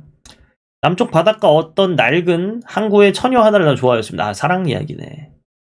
어느 해 6월이 저물게 실비 오는 무더운 밤에 처음으로 그를 안 나는 여러 아름다운 것에 그를 건져 보았습니다. 어떻게 했는데? 총명한 내 친구 하나가 그를 비교해서 수선이라고 했습니다. 그 수선화를 보니까 그녀가 떠올랐구나. 그는 스물 넘쳤다고 가슴에 병을 얻었대요. 이 이야기는 이만하고 나의 노란 슬픔이 더욱 떠오르지 않게 나는 당신이 보내주신 맑고 고운 수선화의 폭을 치워놓아야겠습니다. 뭐야? 밤이 아직 셀 때가 멀고 또 볶밥을 먹을 때도 아직 되지 않았습니다. 이제 나는 어머니의 바느질 그릇이 있는 데로 가서 무쇠 헝겊이나 얻어다가 날록잘록한 각시나 만들면서 이 남은 밤을 당신께서 좋아하실 내 시골 육보름 밤의 이야기나 해서 시골 육보름 고향 얘기네요. 셀 때가 먼 이 남은 밤은 이야기를 더 할 시간이다 하는 게 왜 답이 됐는지를 확인할 수 있겠죠. 육보름으로 넘어가는 밤은 집집이 안간으로 사랑으로 욱간에도 하는 사람에도 난리가 난다. 달 밝은 마을의 행길 어대로는 복덩이가 돌아다닐 것도 같으면 합니다. 닭이 수잠을 자고 개가 밤물을 먹고 도야지 깃을 들썩이는 밤입니다. 왜 대충 읽는 줄 알아요? 긍정적인 무언가가 나올 거다. 즐거워할걸요? 세약시 처녀들은 새 옷을 입고 복무를 깃는다고 벌을 건너기도 하고 고개를 넘기도 하여 부잣집 우물로 가서 반동이에 자끈자끈한 밤입니다. 세약시 처녀들은 또 복을 가져오노라고 달을 보고 웃어가며 살쾡이같이 여우같이 부잣집으로 가서는 날쌔기도 하게 기와꼴에 기와장을 벗겨오고 풍속인가 보죠? 부엌에 소뚜껑을 들어오고 일탈이 용인된다고 하더니 그건가 본데요?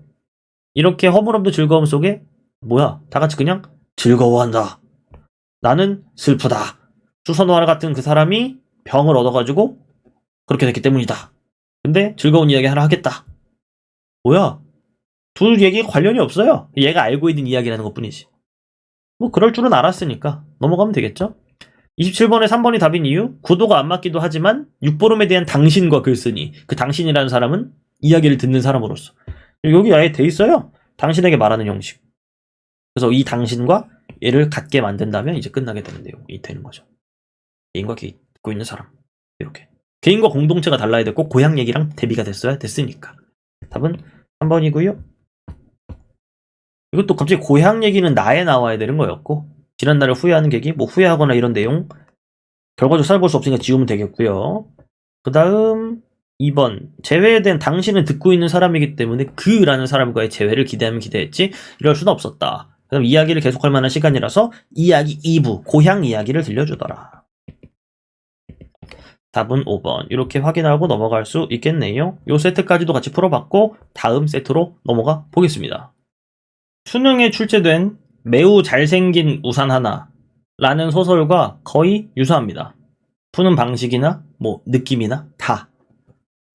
보기로 바로 가야겠죠? 할 걸 하세요. 자유가 억압된 시대적 상황에서 자유의 가능성과 한계를 묻는 작품이다. 대략적인 그런 거구나. 나의 겨드랑이에 돋은 정체불명의 밤하늘이 주는 통증은 자유에 대한 요구를, 그로 인한 밤 산책은 자유를 위한 실천을 의미한다. 단계가 있네요. 밤하늘 산책 요구와 실천 자유에 대해서. 작품은 처음에는 명료하지 않고 미약했던 자유를 뭘까요? 밤하늘 자유를 향한 의지가 밤 산책을 거듭하며 심화되는 모습과 함께 진행 방향 대응은 확인해야겠죠? 밤하늘과 산책에 대한 대응 확인하신 후에 마지막에 과정에 생기는 문제점 이걸 확인하는 게 핵심인 거죠. 이게 미션이니까. 거기에서 안 주잖아요. 작품을 읽고 알아야지. 가면 되겠죠? 뭔 말인지 모르겠는 말들 속에 우리가 아는 것만 확인하면 돼요. 밤하늘이다. 자유를 위한? 아까 뭐랬어? 요구라고 했는데? 밤하늘은 그랬다. 방에 있으면 그런데 의사는 이상이 없다고 했다. 꼭 의사 선생님 앞에 가면 안 아픈 그런 건가 봐요. 그러다가 괴로움 비롯되었다.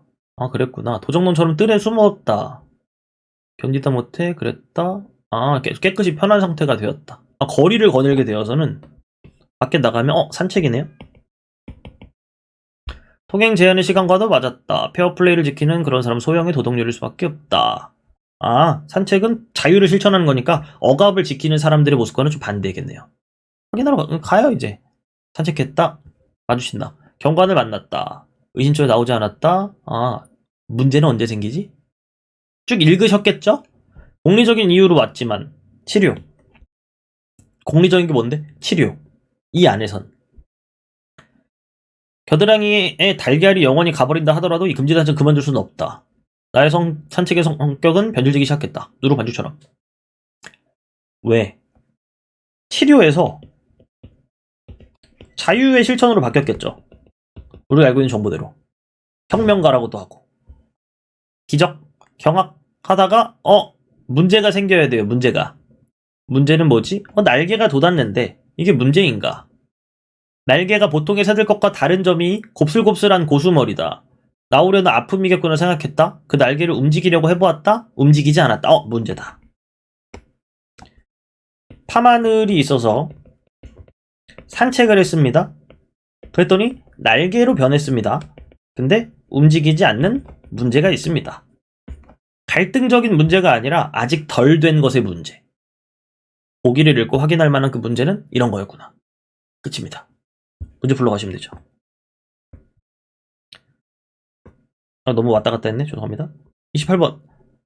서술상 특징이라고 했는데 언제나 시점으로 답이 나오면 되게 쉬운 문제예요. 지우시고요.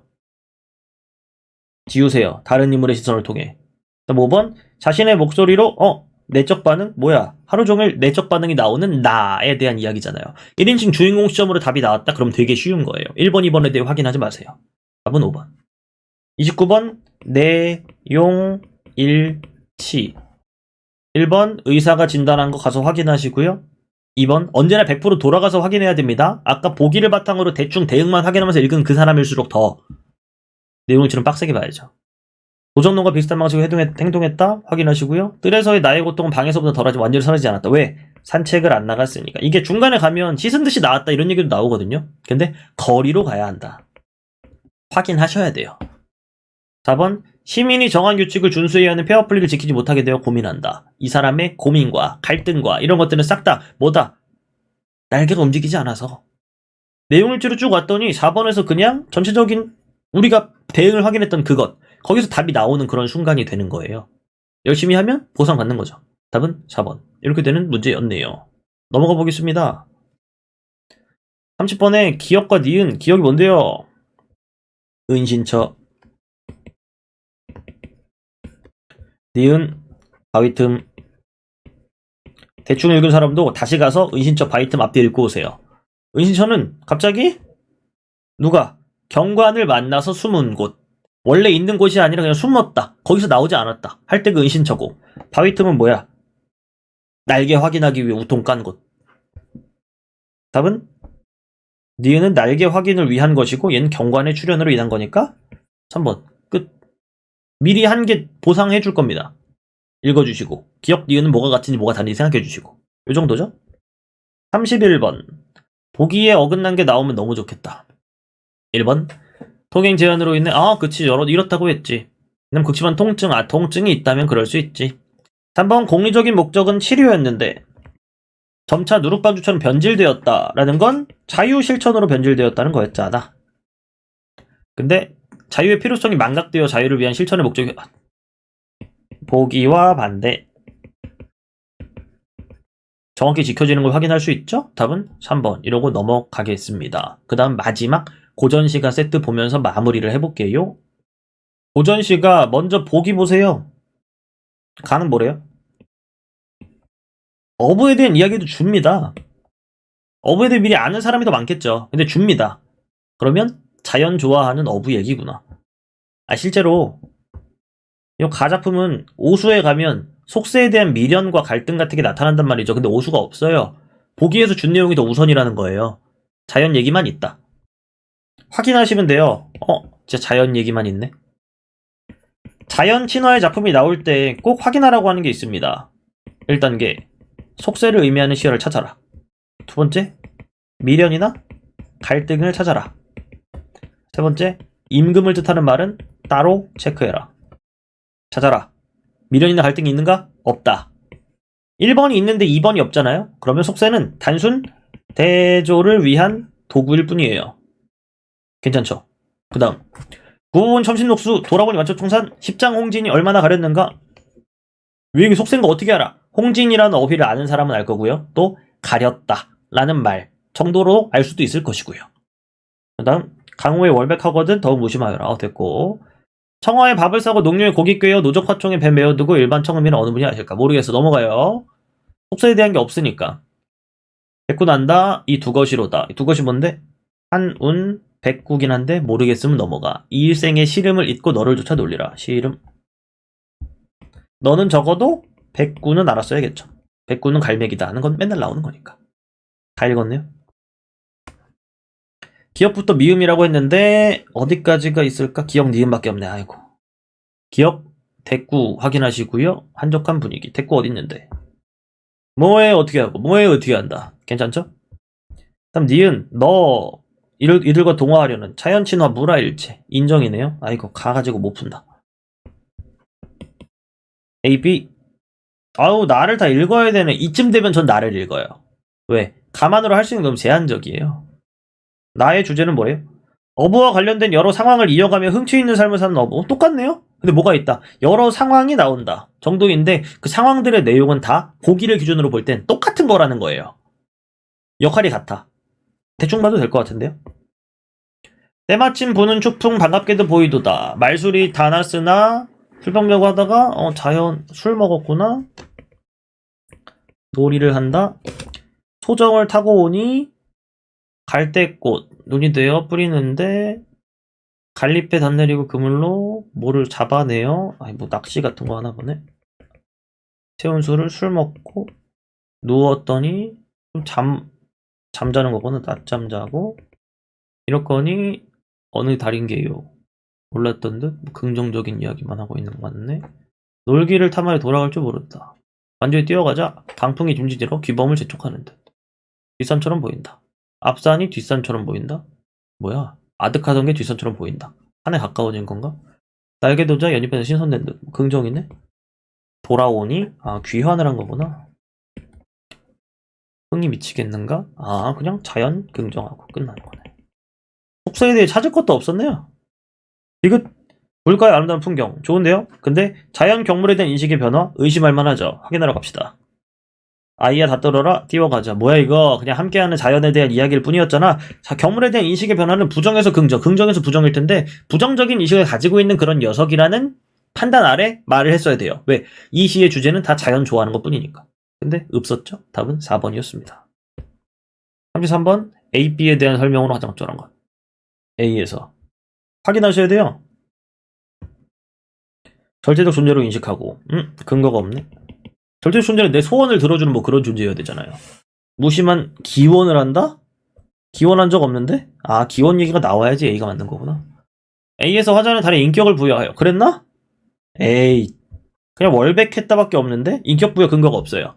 녹수와 청산을 둘러싸인 강호 자연의 가을 달밤 전경. 가을? 근거 없어요. 근데 가을 근거 없으면 못 찾았을걸요? 그 위에 인격 부여가 없다는 걸로 지우셔야 돼요. 그 다음 B에서 그런 내용이었어? 추월에 만강하여 밤빛을 잃었거늘. 밤빛을 잃었다 밝았다는 거겠죠? 반쯤 취해 시를 펴며 배 위로 건너오니 강물 아래 잠긴 달은 또 어인달인 게요. 강물 아래 잠긴 달 밑에도 달이 있나 본데? 달이 비쳤나봐요. 달 위에 배를 타고 달 아래 앉았으니 이 달은 하늘달. 얘는 강달인가봐요. 문득 의심은 월궁에 올랐는 듯 물 외에 기이한 경험 넘쳐. 간탄하는 건데 월궁이라고 하는 것에 오른 것처럼 했다. 월궁에 대해 알고 있으면 좋죠. 옥황상제 근처에 있는 그 궁궐이니까. 근데 모르면 말고. 월궁에 오른 듯한 신비로움. 그리고 하늘달, 강물달. 뭐야? 답은 3번. 틀린 게 없네요. 4번. 시간의 흐름에 따라 모양을 달리하는. 그게 아니라 위에 있고 밑에도 있어. 똑같은 달. A와 B에서 강호 자연에 은거한 화자는 달을 대화 상대로 A에서는 의인화조차 안 했다. 답은 확인할 수 있겠죠? 34번. 주제와 반대되면 좋겠다. 한가로움을 즐긴다.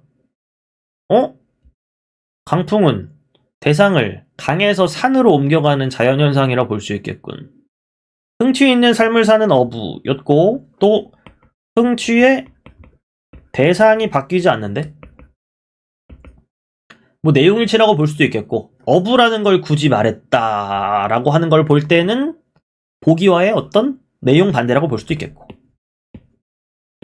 내용일치 혹은 보기와 반대. 어부를 설정한 건 자연을 좋아하고 그 자연 자체가 어떤 자연이라든 얘기야. 물, 바다, 물가 이런 걸 얘기하는 거지. 대상을 강에서 산으로 옮긴다. 이상하기 때문에 내 보기와 반대를 확인하시고 바로 확인하러 가시면 될 것 같은데요. 강풍이 짐지지러 규범을 재촉하는 듯.